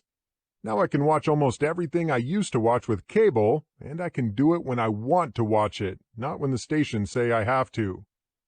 You may have to wait a week or two for a favorite show to appear on NBC or ABC if you no longer have a provider, but other stations put some of their shows on Hulu the day after they air. I'm now paying much less for just internet service, so it absolutely saves you money, which is important for a minimalist. Books, newspapers, and magazines. E-readers are a great way to handle books, newspapers, and magazines. Instead of paper lying around in the way, you have the small e-reader to read them with. Most e-readers will hold many different publications at one time, which helps greatly reduce clutter. In most cases, e-books and e-subscriptions are much cheaper than the paper versions, mainly because they include no mailing or printing fees. Kindle and Nook are the most popular e-readers, but there are others that also work moderately well. One of the best things about e-publications is that you can read documents on your computer and your smartphone, as well as on a dedicated e-reader. Managing your electronics and technology. Electronics can take over your life, so the minimalist needs to be careful that it doesn't. Schedule your computer time and only do one thing at a time so you don't spend more time on social media than you planned. You don't need all forms of social media. Focus on one or two social media sites. Reduce the number of times you check your mail inbox to 3 or 4 times a day. Schedule your TV watching to include specific programs you value. Set time limits for how long you play video games. Because the main purpose of being a minimalist is to have more time to spend directly with the ones you love, submit your technology usage to any necessary restraints to guard your relationships. Chapter 7. 5 items the minimalist should always have on hand. There are 5 items every minimalist should always have on hand. These items have multiple uses, eliminating the need to stock a variety of household cleaning products, beauty formulas, gardening solutions, and the like. You can do it all with just 5 things you probably already have in your kitchen, medicine cabinet, and your laundry room. While powerful, these 5 items, used individually or in combination, lack the carcinogenic and allergenic properties of most commercial solutions, making them much safer to use around children and your pets. Number 1. Vinegar. Vinegar is an amazing substance. It cleans, sanitizes, gets rid of pests in your garden, clarifies your hair, and much more. You should always keep on hand both regular white vinegar and apple cider vinegar. Just be careful to use white vinegar when cleaning fabrics, as apple cider vinegar can leave a stain. White vinegar is clear, and its flavor is very strong, which is why it isn't really used much for food. It's good for cleaning and for pickling, however. Nothing works better to clean windows and mirrors than white vinegar. Here are a few of the many things you can do with vinegar. Glass cleaner. Glass cleaner doesn't just clean windows. It also makes microwaves, glass stovetops, and glass tables sparkle. Mix a 1/4 cup of 70% isopropyl or rubbing alcohol in a spray bottle with 1/2 cup of white vinegar and 2 cups of tap water. The vinegar cleans windows and mirrors of dust, oils, and other grime, while the alcohol causes the solution to dry quickly so it won't leave streaks.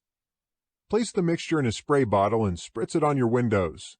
Do not use paper towels to wipe this off, as it'll leave little bits of towel and streaks behind. Instead, use black and white newspaper or coffee filters for a clean, smudge-free shine. Floor wash. Warning: do not use this on wood or marble flooring. Make a great floor wash by filling a bucket almost full with warm water and mixing in a 1/4 cup of white vinegar. Mop the floor with this combination. For messy stains like spilled jam or dried-on food, bring along a scrub brush to lift them off. Spills should come off easily after wetting them down. Never use this floor wash on wood because it will strip the finish right off. Also, avoid using it on marble flooring because it'll make the marble look dull and lifeless.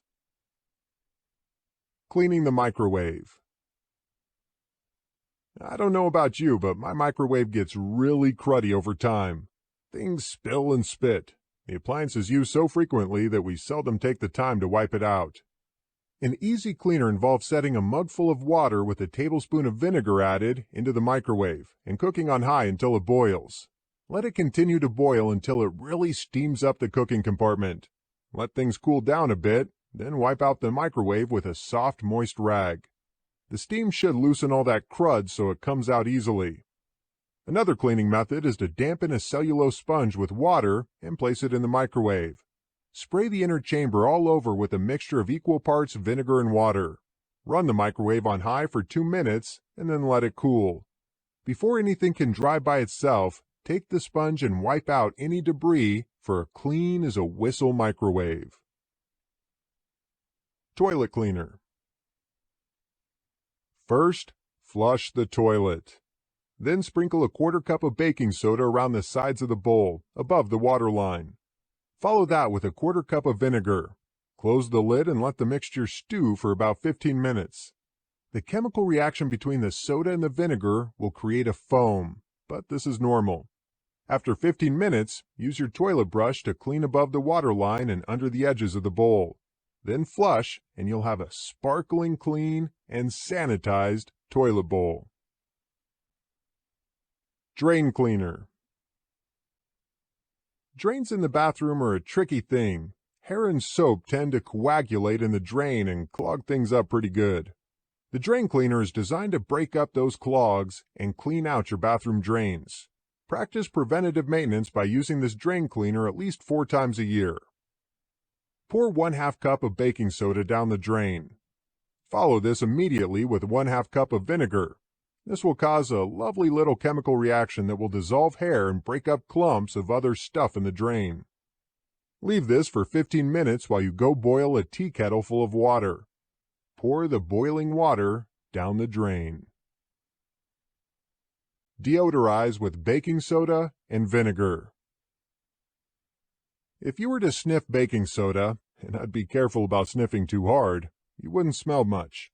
You probably know about the tradition of putting a box of baking soda in the refrigerator to absorb odors. Baking soda soaks up bad smells and neutralizes them. Vinegar has an acrid scent that is not all that unpleasant, but can be off-putting for some people. The thing about vinegar is that while it does have that initial salad dressing smell, as it sets, it absorbs other, more distasteful scents and leaves a nothing smell in its place. Place some baking soda or vinegar in small dishes and set them in areas out of the way of children and pets. I keep a small bowl of vinegar in my bathroom, and it keeps away the litter box smell, among other odors. It won't add scent to your home, but it will neutralize less attractive smells. Candle wax on wood. I cannot tell you how many times I've had candle wax drip onto my wood dining table. It can take the finish right off the wood if you don't remove it correctly. Start by plugging in a hair blow dryer. Aim it at the wax on the table and let it go, sopping up the wax as it melts with paper towels. Once you've absorbed as much wax as possible, soak a cotton cloth in a solution of equal parts white vinegar and water. Wring out the cloth and rub it back and forth on the leftover wax. It should remove the rest of the wax while leaving the finish on the table intact. Whites, smells, and static. Use white vinegar in your laundry. Add 1 cup of white vinegar to a load of diapers and they'll come out as white as snow, and there will be no nasty scent to them. It also disinfects the diapers, making the baby less likely to develop diaper rash. Do your clothes literally stink after you've worked outside? If you put 1 cup of white vinegar in the wash along with your laundry detergent, the clothes will come out with no smell. Vinegar will not fade the colors either. 1 cup of vinegar in the final rinse of a laundry load will eliminate static cling from your laundry. Clean your iron. If you use a steam iron frequently, you know that mineral deposits can build up on the iron, only to transfer in streaks onto your clothing. To prevent this, fill the reservoir with white vinegar and turn on the iron, setting it for steam ironing. Let it heat up and then steam iron a bath towel. This should remove any mineral deposits from the flat part of the iron, as well as cleaning the reservoir. When you're sure all the mineral deposits are gone, dump out the remainder of the reservoir and fill it with clear water. Steam iron the towel again to remove all traces of vinegar. Eliminate fruit flies. Ooh, I hate these pesky critters that come in with fruit from the market. They get in your house and reproduce generations of new flies. One way to get rid of them is with vinegar. Fill a glass jar half full of apple cider vinegar. Punch holes in the metal lid and fasten it down. The fruit flies will go in after the vinegar and drown because it's too deep for them to fly out. Bugs in the pantry. Place a small bowl in your pantry or cupboard with 1½ cups of apple cider vinegar and 2 drops of dishwashing liquid. Leave it there for about a week. The bugs will go after the vinegar, fall in, and drown. Germinate seeds. Some seeds have a thick outer shell that's hard for the little plant inside to break through. You can speed up the germination of seeds by filing down the hard shell in an area and then soaking the seed overnight in ½ cup of apple cider vinegar mixed with 1 pint of warm water. Plant your seeds the next morning and they should sprout in much less time. Mealybug removal. Mealybugs create a foamy spit-like substance that sticks to the plants in your garden. You can get rid of mealybugs by dipping a cotton swab in some white vinegar and rubbing it on the plant everywhere that the foam is found. Most likely the bug will be near the substance. Rub it on the leaf and stem near the foam and it will get rid of the mealybug. Stop rust, black spot, and powdery mildew on plants. Combine 2 tablespoons of apple cider vinegar with 2 quarts of water in a spray bottle. Spray on affected plants early in the morning or in the early evening and you'll get rid of these diseases. Detox bath. Add 8 ounces of apple cider vinegar to a warm bath and soak in it for about 15 minutes. Vinegar has an acidic pH, and this will balance the pH in your body and leave you feeling refreshed and renewed. Facial toner. Make a refreshing facial toner by mixing 1 cup of white vinegar with 2 cups of water. If you have mint available, steep some fresh sprigs in the vinegar for a day and then add the water. Remove the mint sprigs before storing it in a glass jar with a lid. Store this in the refrigerator and use a cotton ball or pad to apply it to your face. Nothing is better after working in the garden or mowing the lawn and you're all sweaty. It tones your face and tightens your pores. Hair rinse. In a jar or pitcher, mix 2 tablespoons of apple cider vinegar in 1 cup of water. After washing your hair, slowly pour this mixture over your head, massaging it in with your fingers. If you catch the solution in a bowl instead of letting it go down the drain, you can rinse your hair several times. Your hair will smell like vinegar until it dries, but then it will not smell at all. This solution gets rid of any shampoo or conditioner residue that sticks to the hair shaft and it leaves your hair squeaky clean. It also gets rid of dandruff and makes your hair shine. Ease sunburn. Mix together 4 cups of water with a ½ cup of apple cider vinegar. Use a soft cloth to apply the solution to your sunburn and let it air dry. This will reduce the pain and minimize your peeling. If the sunburn's really bad, add 1 cup of apple cider vinegar to a bath and soak in it for 15 to 20 minutes. Heal bruises faster. Soak a cotton ball in full-strength apple cider vinegar and apply it to a bruise. Attach the cotton ball with a bandage or medical tape and leave it there for about an hour. This will speed the healing of your bruise. And the last one I've got for vinegar, cold sores. Apply full-strength apple cider vinegar to a cold sore 4 times a day and it will heal much faster. Number 2, baking soda. Your second essential item, baking soda, is amazingly inexpensive and can be found in the baking aisle of any grocery store. Its scientific name is sodium bicarbonate. This substance exists in an odorless white powder that can be used as a rising agent in cooking. However, it also serves effectively as a cleaner, in healing remedies, and in beauty products. Baking soda is very useful around the house, as it removes odors from the air and from carpets. It has a rough consistency that assists in scouring sinks and tiles. It brightens laundry, provides a natural fungicide in the garden, makes a great toothpaste, exfoliates skin, and gets rid of heartburn. As a minimalist, you can replace a multitude of products with baking soda. Fortunately, baking soda is also available in bulk quantities. Here are some recipes for using baking soda around the house. Soft scouring paste. For a soft touch that won't scratch, grate 1/4 cup of Castile soap into a bowl. Add 3/4 cup of baking soda and 1 tablespoon of tap water. When you pour in 1 tablespoon of white vinegar, it'll foam up a bit. You can add a few drops of an essential oil to make it smell better if you wish. Store any excess paste in a jar with a tight-fitting lid. Whenever you need a non-scratching abrasive cleaner, just scoop a little onto a wet surface and scrub away. If you don't use it quickly enough, the paste will mold, in which case you can just throw it out. I never let it go that long, however, because I use it all the time. It's my standard cleaner for my fiberglass shower surround and the accompanying metal sink. Baking soda, when mixed with vinegar, creates a chemical reaction that can help remove stubborn grease. First, spray vinegar on the greasy surface, and then sprinkle on the baking soda. Keep your nose away from the resulting bubbly mess. Once the reaction is simmered down, get in there with a scrubbing sponge. The baking soda has a slightly abrasive quality that you can use to scrub away baked-on grease.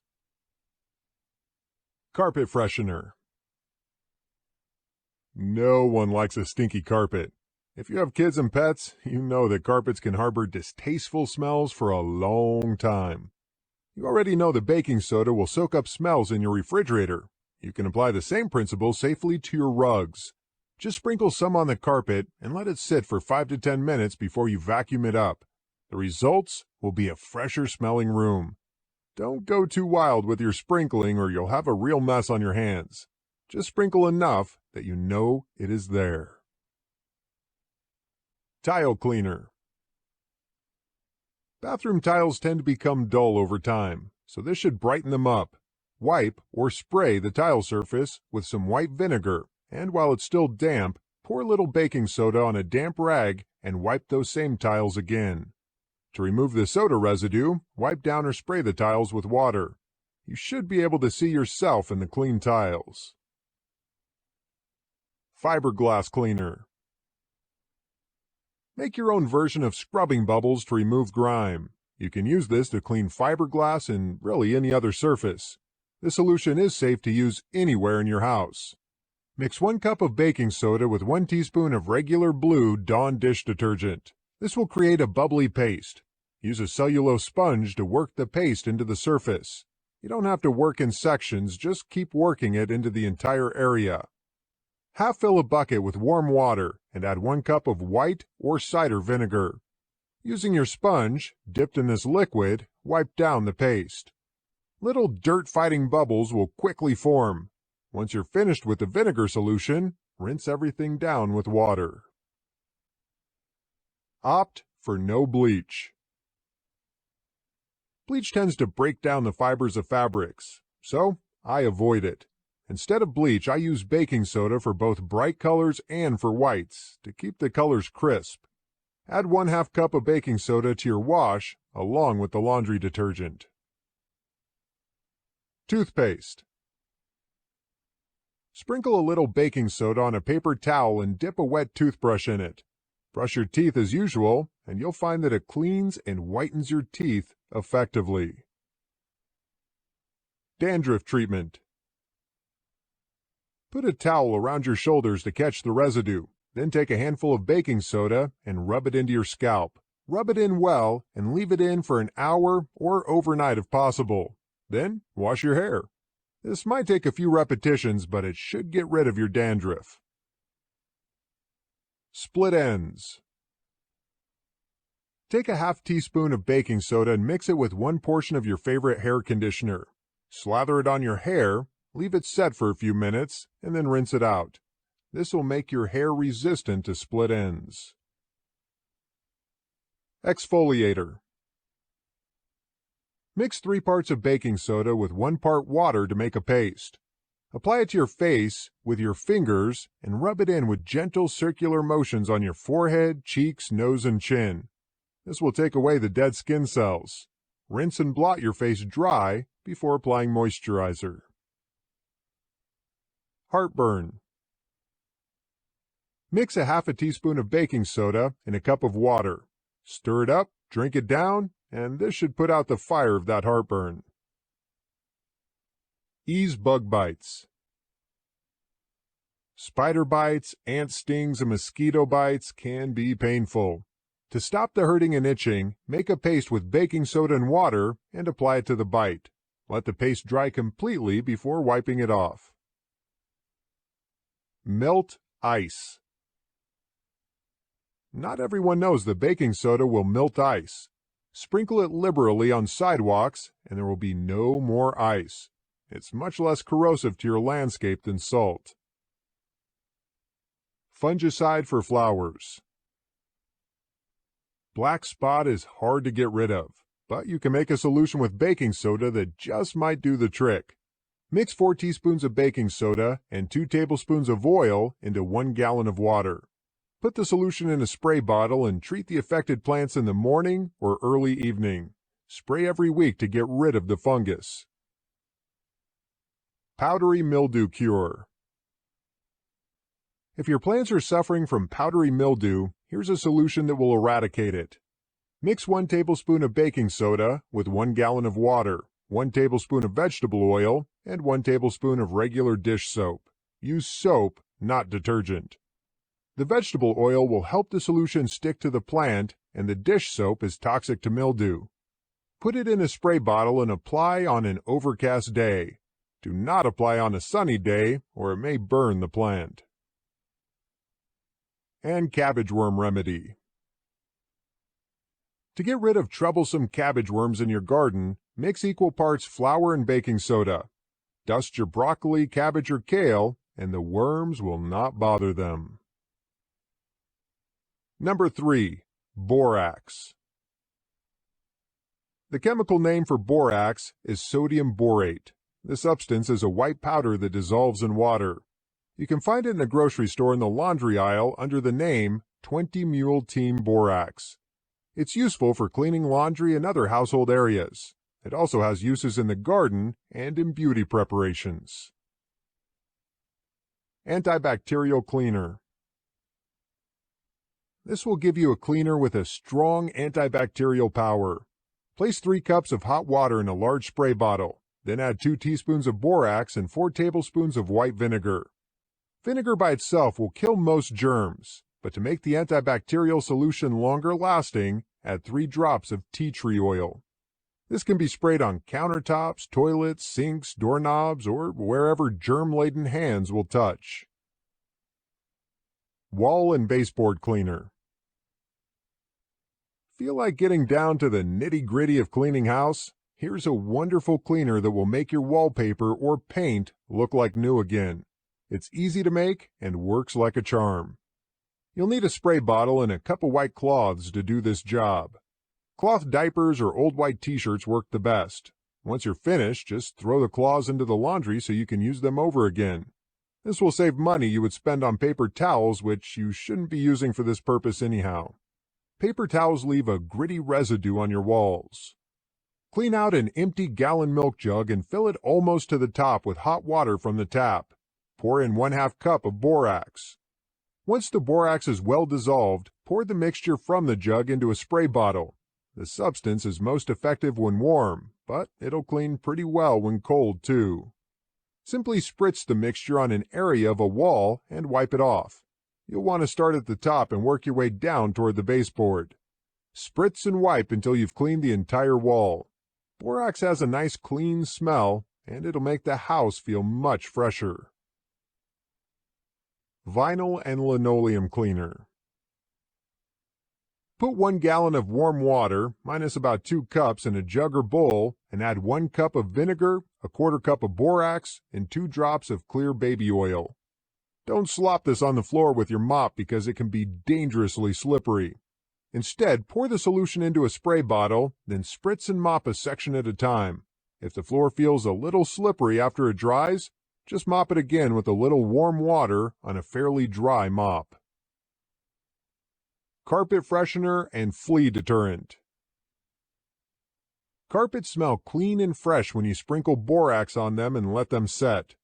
Leave it set for about 15 minutes to help get rid of fleas. Then vacuum the carpet, carefully emptying the bag outside to avoid infecting the house with any live fleas.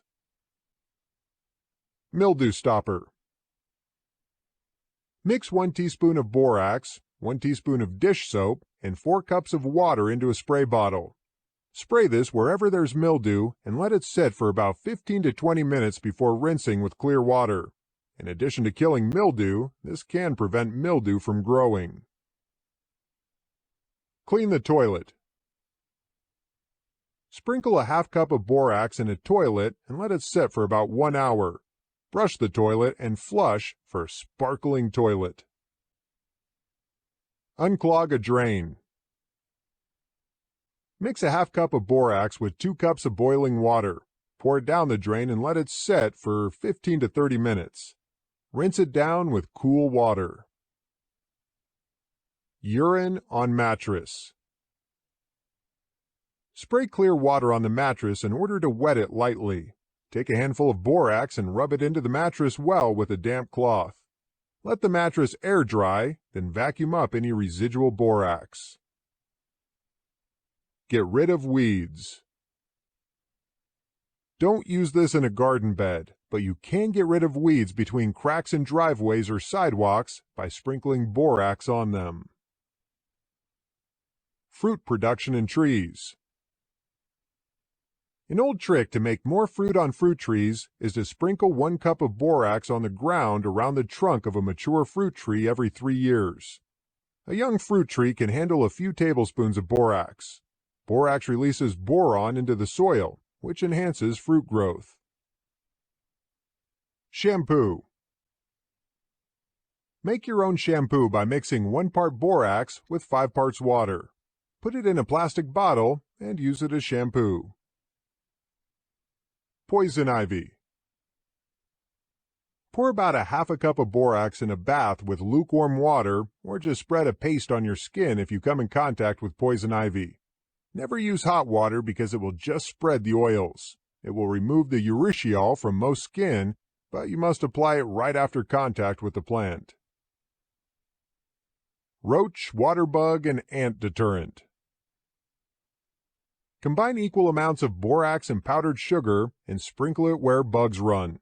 You can also use this for mice, placing the powder along the walls where they run. The critters lick it off their feet and are poisoned, and mice just don't like getting it on their feet. Number 4. Hydrogen peroxide. Hydrogen peroxide is a clear liquid that is often used in first aid. It's also used to highlight hair, whiten nails, clean floors, and get rid of bacteria. Grass stains. Mix 1 tablespoon of dishwashing liquid with 2 tablespoons of hydrogen peroxide in a small glass bowl. Use a white cloth to dab and rub this solution into the grass stain. Let it set for about 15 minutes and then run cold water over the area. The stain should come out, allowing you to launder the items normally. Clean floors. Peroxide's bubbly action is perfect for cleaning floors. Pour a 1/2 cup of peroxide in 1 gallon of hot water and mop the floor clean. You will not need to rinse it off unless the floor is really dirty. Bacteria in the shower. Put a spray top on a large peroxide bottle and spray the shower after bathing to prevent bacteria from collecting in the shower and on the walls. Shine a mirror. Peroxide makes a mirror really clear and shiny. Mix a 50-50 solution of peroxide and water and spray it on the mirror. Wipe clean with a coffee filter to prevent streaks. Cutting board. Kill bacteria on wood and plastic cutting boards by spraying peroxide on the surface and scrubbing. Rinse with water and let the cutting boards air dry. Disinfect wounds. Use on small wounds. Avoid use on larger wounds because peroxide tends to harm cell structures.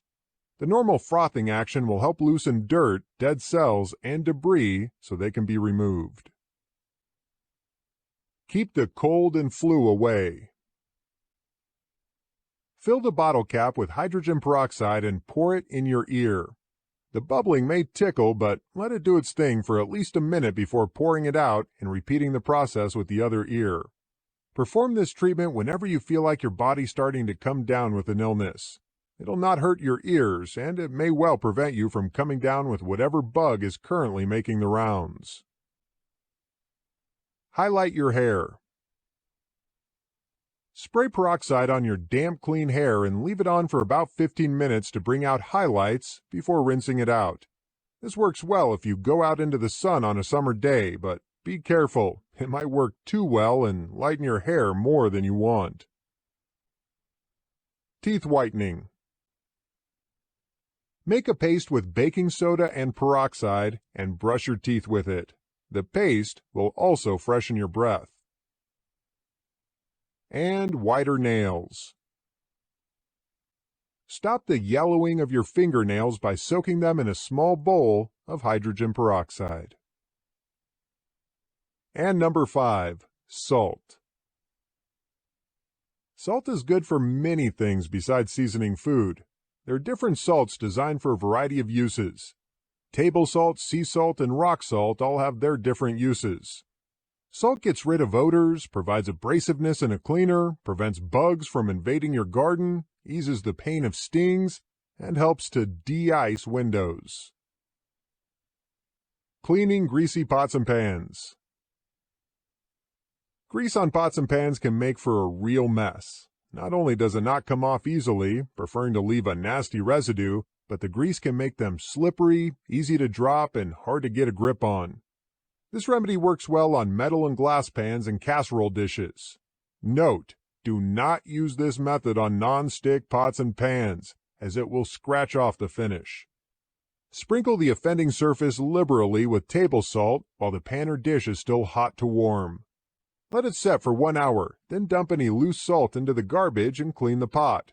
This method is good for aluminum, stainless steel, glass, and cast iron. Oven spills. Nothing is worse than food spilling over in the oven and creating enough smoke to set off your fire alarm every time you go to bake something. Should anything spill while you're baking, immediately throw some table salt over the spill on the oven bottom. This will stop the smoking and will let you keep on cooking. Later, after the oven is cooled, wipe out the salt with a damp sponge. The spill should clean up easily.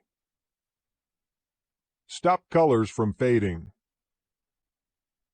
Turn your dark-colored clothing inside out before throwing it into the washer. This will minimize fading. With new clothes, treat them before you wear them.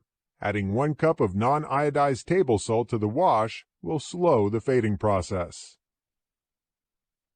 Remove dead skin cells. After a bath, dry off, and while your skin is still a little damp, massage in some sea salt. This works great on the body, also on the face, but treat your face ever so gently. Reduce eye puffiness. Reduce those puffy eyes by combining 1 teaspoon of table salt into 1 pint of hot water. Apply with cotton pads. Salty facial. Mix equal parts table salt and olive oil and massage the mixture into your face. Let it set for 5 minutes before washing it off. Ease pain from stings and bites. Lightly wet the area of the sting with water and apply table salt. It'll immediately stop the pain and arrest the swelling. Note, if you're allergic to bee stings, this will not help you. Wet a mosquito bite and apply table salt to stop the swelling and itching. Poison ivy. Soak in a sea salt water bath in tepid water to ease the itching of poison ivy breakouts. Note, this will not remove the urushiol that caused the allergic reaction, but it will temporarily ease the discomfort of the itching. Be careful to pat dry your body afterwards, as the real healing comes from drying up the irritated skin. Eradicate snails and slugs. Snails and slugs are slimy little creatures, and salt does a real number on them. If they come into contact with salt, their bodies actually start to melt into a pile of goo. Sprinkle table salt under plants they like to eat.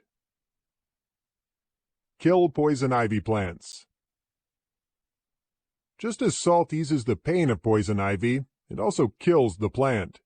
Dissolve 3 teaspoons of table salt in 1 gallon of water, add a tablespoon of dish soap, place the mixture in a spray bottle, and apply to the plants while wearing long sleeves and gloves. Afterwards, peel off your shirt and gloves, avoiding all contact with the outer surfaces, and wash them immediately to remove any stray urushiol. I also recommend washing your arms and hands for 2 minutes using Dawn dish soap, just in case any stray urushiol made it past your defenses. Stop ants in their tracks. Sprinkle table salt across ant paths to keep them from getting into the house. You can also sprinkle salt across doorways and window ledges to keep them out. Deodorize. Sprinkle table or sea salt into canvas shoes to keep them smelling sweet. Let them set overnight, then shake them out into the trash can in the morning. Note, do not use to treat leather shoes. And finally, de-ice windows. Make sea salt water and wipe your windshield and windows with the solution. You can actually put sea salt in a small bag with a drawstring, and when it snows, you can rub the bag on your windshield. No ice or snow will collect unless it gets really cold. You can see that these 5 items can serve multiple purposes in your life. As a minimalist, you can clear your house of the piles of bottles and jars that accumulate under the sink and stock the few key items that work every bit as efficiently. You'll be detoxifying your environment and simplifying your life in one fell swoop. Conclusion. I hope it was able to help you clear your life of things you don't need and maximize the usefulness of what you keep. I hope the objects and relationships you hold on to bring you happiness beyond measure. Your next step, now that you've finished listening, is to start the decluttering process. Declutter your closets, your pantry, your bedroom, and your whole house. But don't stop there. Declutter your relationships so you can focus on those that bring you joy and happiness. Utilize technology to further declutter your life. Then focus on utilizing multi-purpose items for storage, cleaning, first aid, and beauty products. Minimize the clutter under your sink. The fewer items you have, the less there is to worry about maintaining. Minimizing can create the space necessary to experience the peace and satisfaction we all long for. Now that you know what to do, get to it. Do what's right for you. If you prefer to do it all in a mass cleaning, then go for it. If you'd rather take it a little at a time, make a plan and get started. There's no better time to begin than right now with something simple. With a little planning in the beginning, after you declutter your life, organization will be a breeze. Once you organize your external environment, it'll be much easier to organize your inner life, giving you more room to experience peace and contentment. Have some fun during the process, and go ahead and get started.